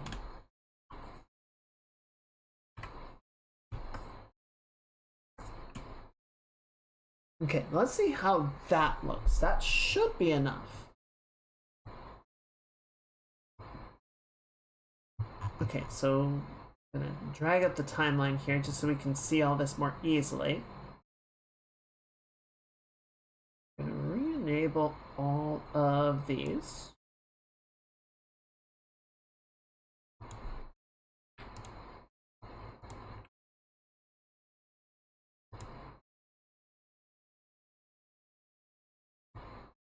And on you, we're going to set all of you to 0. And set a keyframe on 1. And then over here, we're going to go here and set you to 100.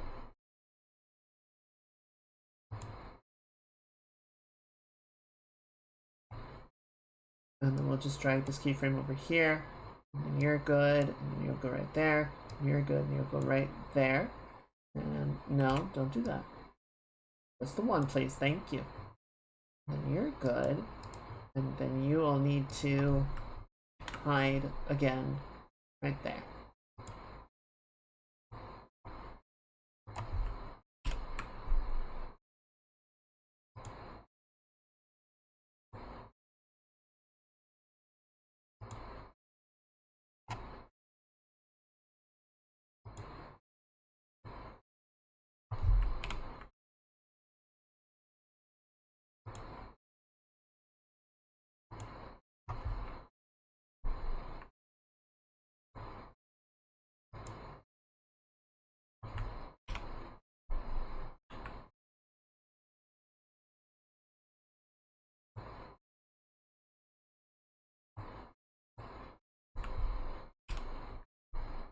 And then set that keyframe. And then on 3, you need to hide again. I think I got everything. Oh, I missed one somewhere. You. No. You. Need to turn off. And who else is still on?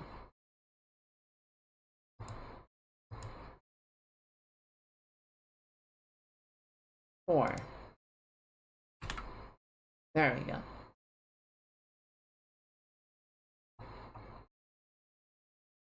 Okay, we still got a duplicate in here somewhere. Okay, so you need to turn off.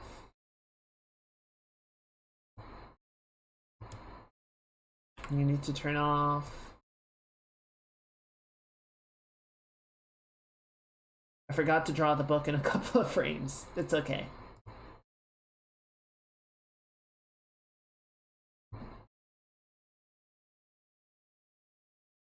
I feel like we lost a little bit of the clarity of the movement in the shoulders, but the legs are working much better. I like where that I like where that's at.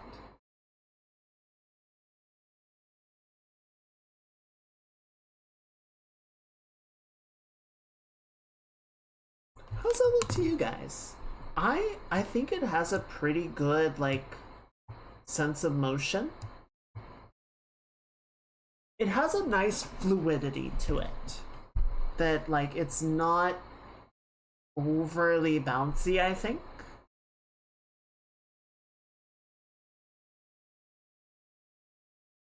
Yeah, the shoulders are a little bit weird for sure.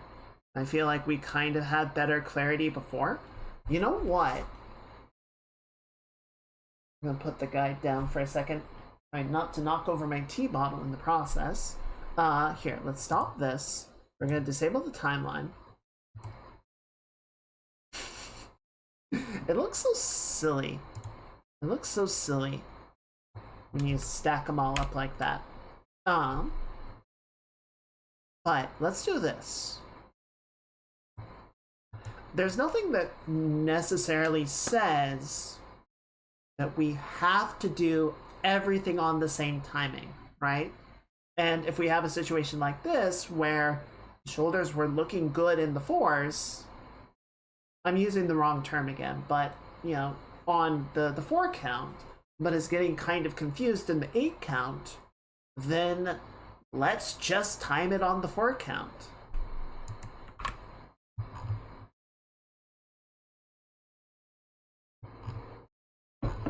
Right, so this one, it does need to go down because we do have that motion to account for.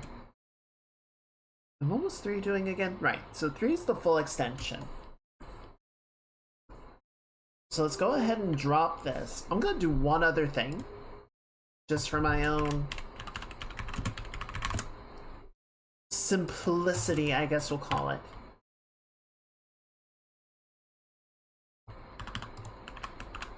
I'm gonna make a ground plane, just so it's easier to plant the feet and we're not running around with our heads cut off trying to figure out where to set that.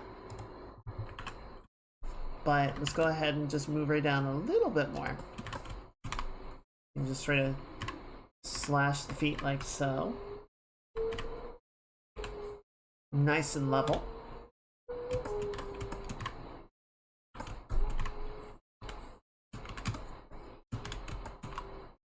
But what I want to do is we're going to come back and just leave the shoulder where it is, right? You don't need to move it forward if doing so is sort of complicating the positioning of the arm and it's not reading clearly what's what or what's moving where. We can sort of come back in and have a little bit more fun with the hair now as well. But, you know, as she's sort of dropping down, the hair can be a little bit floatier. It can sort of bounce upward, have a bit more curve to it.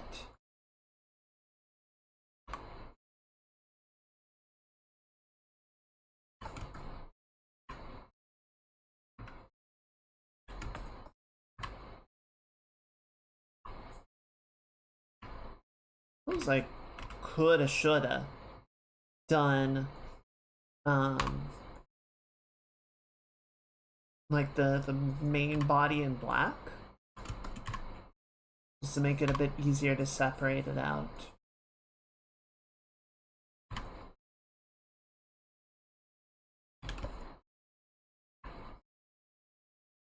This okay.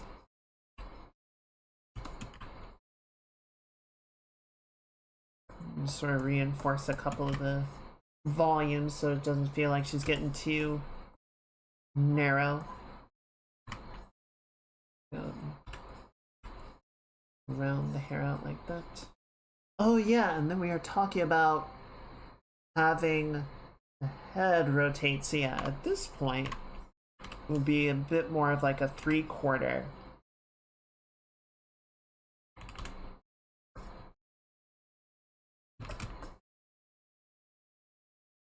Come back here really quickly and just sort of clean up the foot.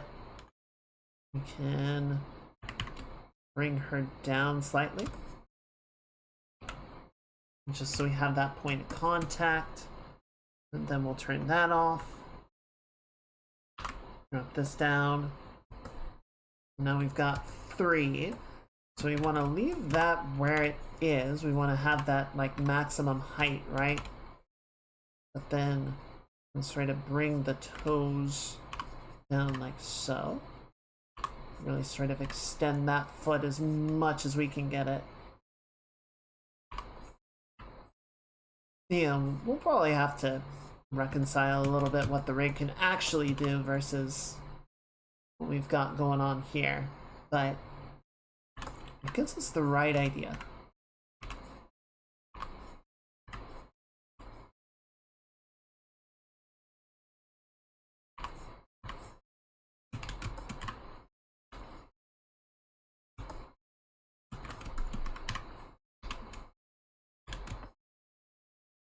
Okay, so now I do want to check against 4.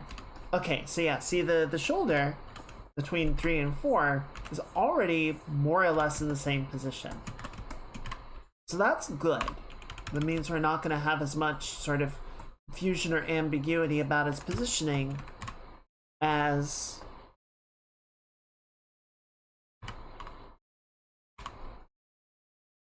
we did previously.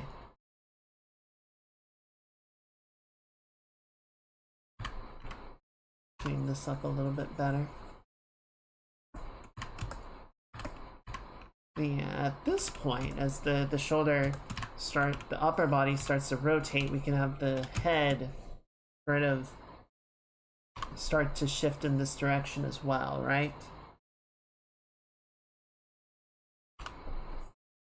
Sort of starts to rotate more towards a head-on or a perpendicular view, side profile.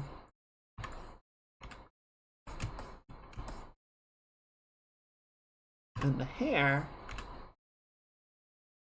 can sort of shoot down a little bit as the body propels upwards, is sort of responding to that movement.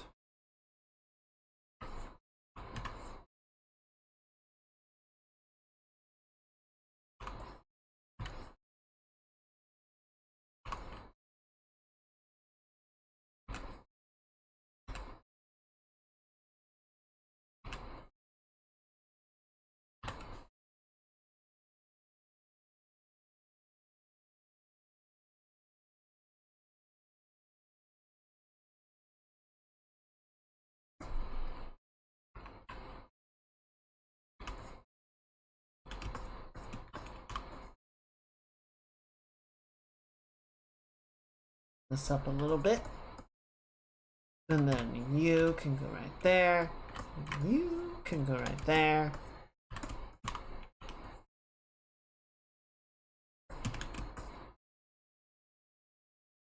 All right, I think that looks pretty good. Double check that against whatever we're doing next one. Okay, so we got that. And then that goes to 4, so that looks pretty good. But yeah, this should be about the same height. We might move 4 up just a little bit.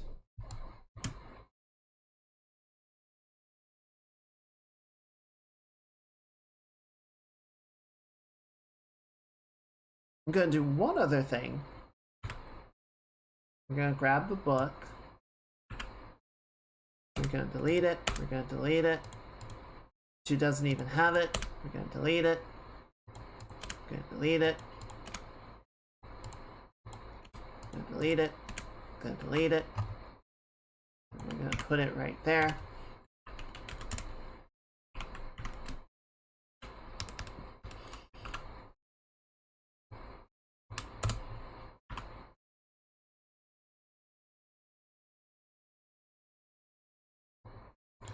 Okay, so we just finished 4. Alright, those guys will bring 5 up. So yeah, now 5 and 6 need to share a shoulder position, right? Yeah, see, 6 is kind of like... Or no, hang on. Yeah, because 5 is right there. Okay, so yeah, the shoulder is as far forward as it's going to basically go at this point. Yeah, so it's all the way back.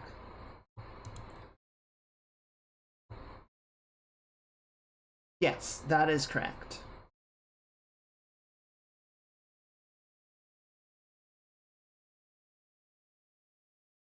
Yeah. Yes? Okay, no. So 5 and 6 should be the farthest forward. Yeah, so 6 is way too far back. 5 is appropriately ahead of 4, but then 6 kind of like falls backwards, which it shouldn't do. There's our problem. We actually need to come up to 6 and correct the position of the shoulder here. Go ahead and let that be fully extended. Let this come up like so. Or like that. Good.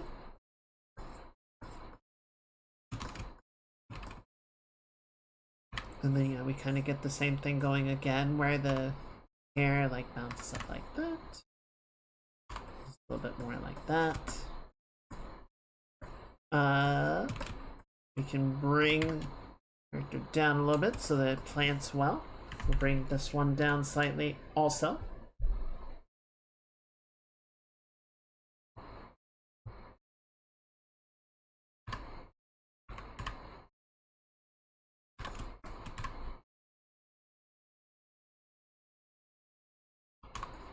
Sorry to accentuate the vines a little bit more so I don't mistake it for the arm again.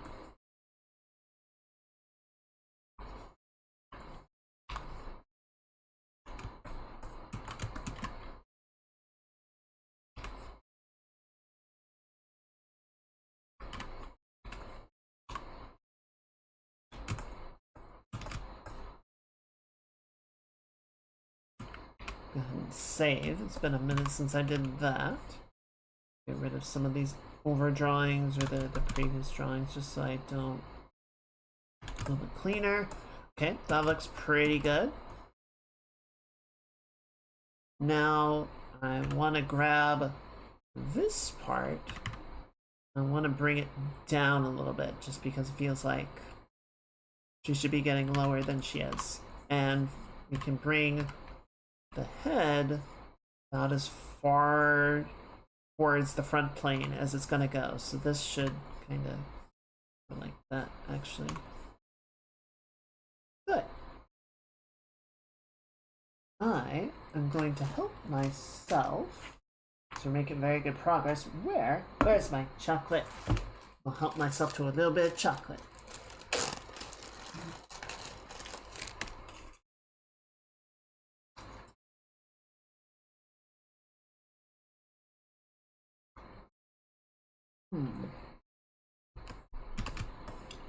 Okay, so that seems pretty good.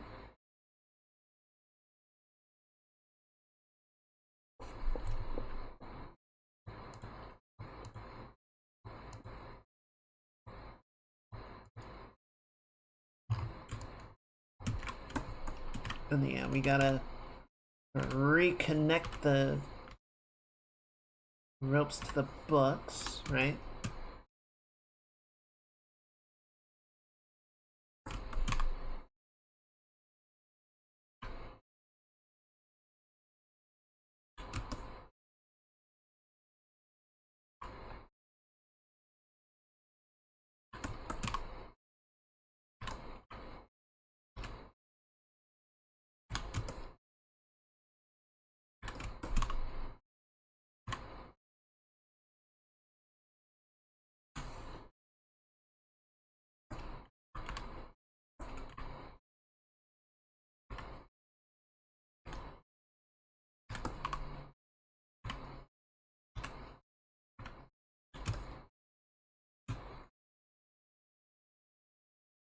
Okay.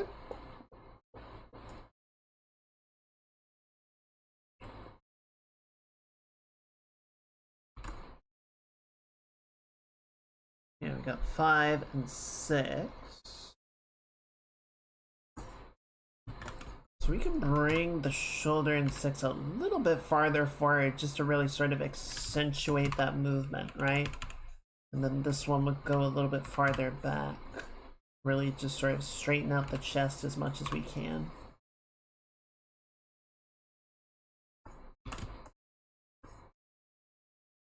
Double check the head movement on 5 because we haven't really updated that, right? Very good.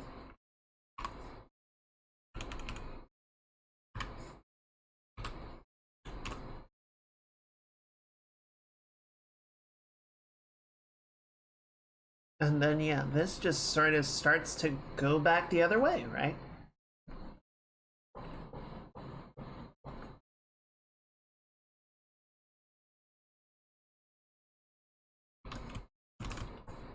So this should line up more with 3.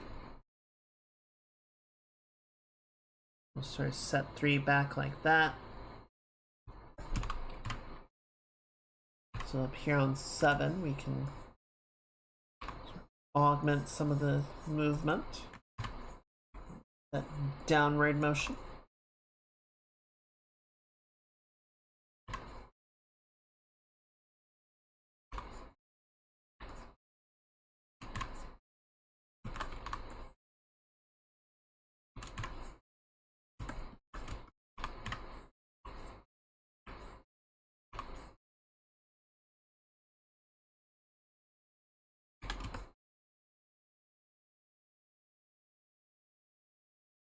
Alright, that looks good. Let me just go in here and clean up the vine work.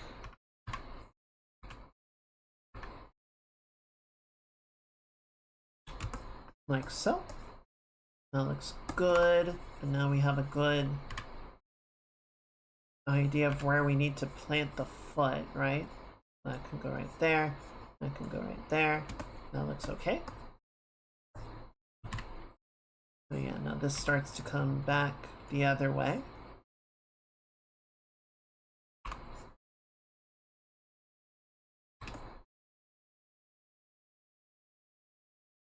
And 8.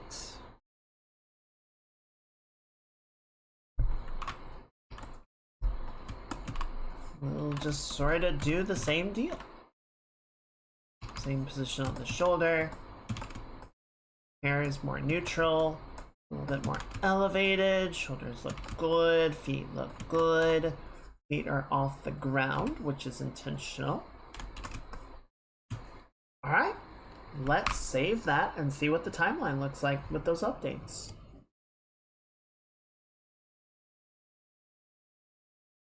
We're going to enable it. And then... Hello, Barry! Welcome in. I hope you're having a good day. Thank you. I'm glad you like it. I'm learning a lot of this as we go. It is very much us just sort of figuring everything out. I'm glad you like it.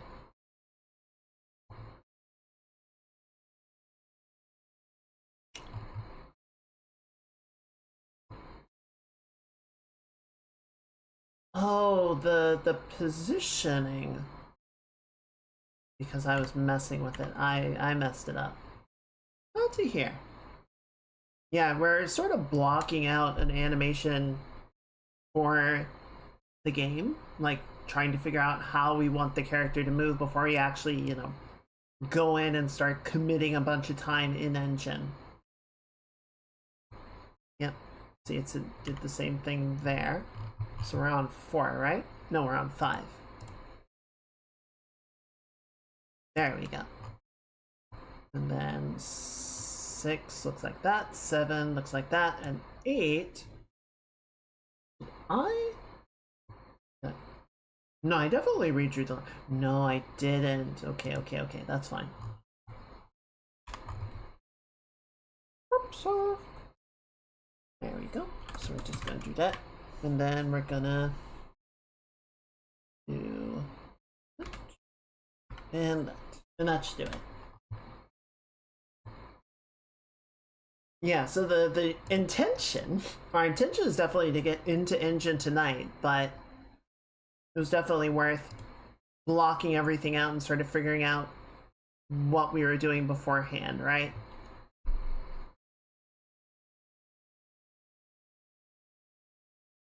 Yeah, that shoulder movement feels way better on 4. Like, we definitely needed all 8 frames to figure out the movement to the legs, but like the shoulders do not need the same rate of motion because their range of movement isn't as far. So we can sort of time that every other frame, and I really like that sort of articulation that it goes through. Thank you. Yeah, I've always known, I say always, like I've been adjacent to animators enough to pick up things here and there, but I've never trying to remember the last time I like really sat down and animated everything, especially by hand. So, figuring out how to do the timeline stuff in Clip and, sort of going through animation fundamentals, a lot of this is very, like, I will go ahead and say new to me, but I do feel like it's coming along. I feel like we're getting a pretty good understanding that we can start to use.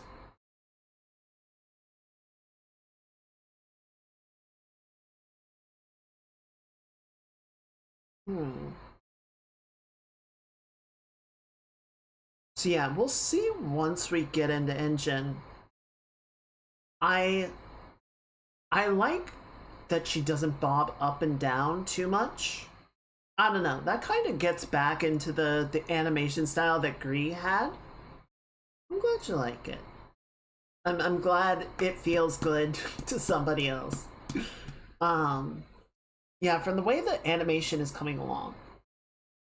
Like if we go back to our Gree example, I really love the way that they animated the character in this game. It has a certain floatiness to it that I think is very intentional on the developer's part. So I really like that. Uh, I feel like at this point I almost have to leave the test redeem up just as like a joke. Oh, and thank you for the follow. I'm sorry I didn't catch that. Do I not have?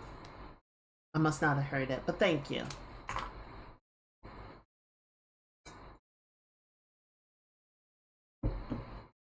So yeah, there's like a certain look and feel of the character in Gree that does carry over to Neva. Though I think Neva does have a more grounded animation style to it that's more action oriented. Um but I don't know, like because of the fantasy elements that are going to go into the story, I kind of like letting Jordan have a bit more of a floaty movement to her.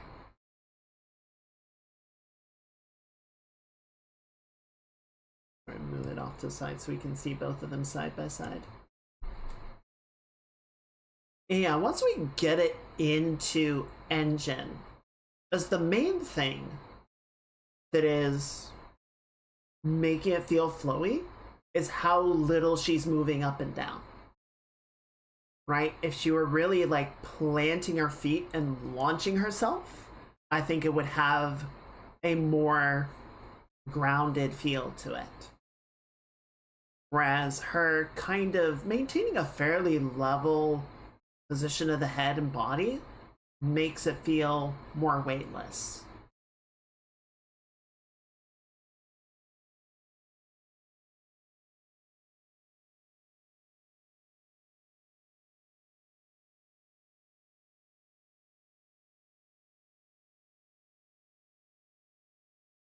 So yeah, I think this is fine to take over to Unreal, and then we can sort of start to see how it feels and what the rig is going to respond to. If we can push a little bit more up and down movement, that would be fine. But I don't really mind it being the way that it is.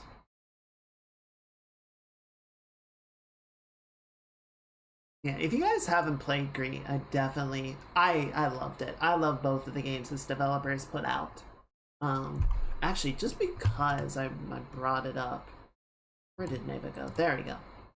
So yeah, Neva, by comparison, one has dodge rolling, but get to a point where we have a bit more running. There we go.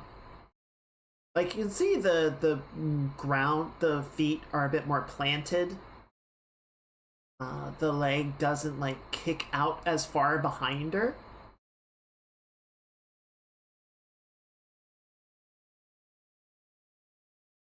It still has like a somewhat familiar fantasy feel compared to Gree. Like there, you can definitely see the connective tissue in how they animate the characters, but yeah, there's a little bit more like physicality to the movement, I would say. It's subtle, but it is there. I'm gonna skip ahead a second and see. Yeah, we should get to a nice little animation segment here. Stop rolling! Sir, I am trying to understand what they're doing. Could you please not speedrun the game?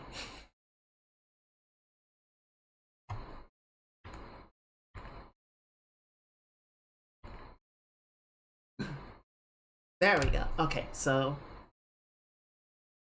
and hit the ground and slow it down. Yeah, so like the feet, I think if I had to describe it somehow, there's almost like a downward angle. Like if you watch her foot right here, right, sort of in the cape, between the cape and the pant leg there, it sort of like cuts right down to the ground, you know?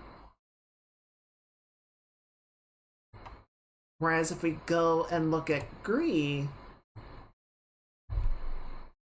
we watch her run along,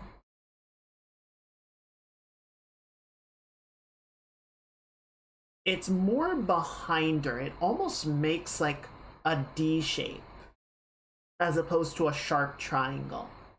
Is it supposed to cut like that? Like cut straight down?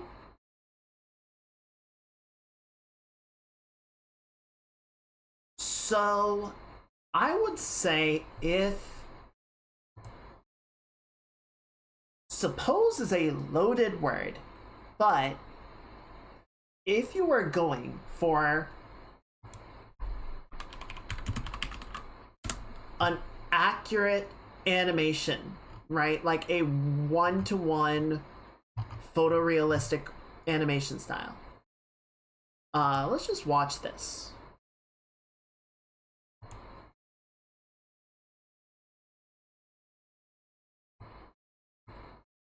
Let's get some of the best of the best up here.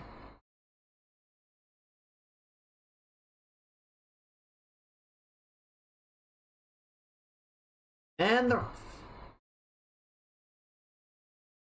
It would be nice to get like a side view, but maybe as we get closer, we'll get a bit more of an idea. But the short answer is no. Right? There is a much more circular motion.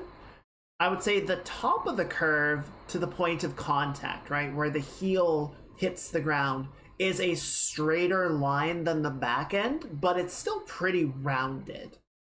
I feel like they're making a stylistic decision to have the foot come down and plant as quickly as it does. It's pretty subtle. It is not a dramatic difference in the movement, but I feel like the way that the foot comes down and almost sort of like hovers into the contact point makes it feel more angular. I like it. I'm not saying it's a bad thing. I think this is a really good example of how do you use your walk cycle to say things about your character. How do you use the animations to make the character feel the way that you want them to feel? Because Neva has no dialogue, right? There is no point where the characters say anything. It is all in the way that they treat each other and the way that they move. So I think by having the feet ready to go, right? Like they come up and they just come down. They cut, they hit the ground, they're ready. Gives her a sense of being a trained swordswoman that knows what to do and is always ready to leap into action.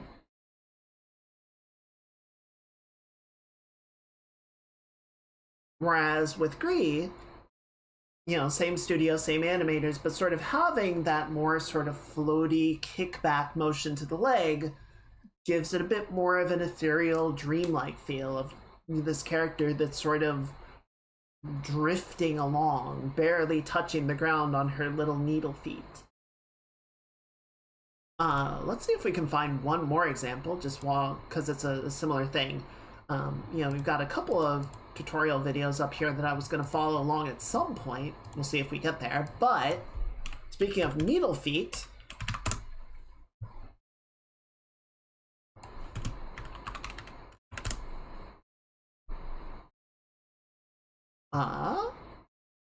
sure.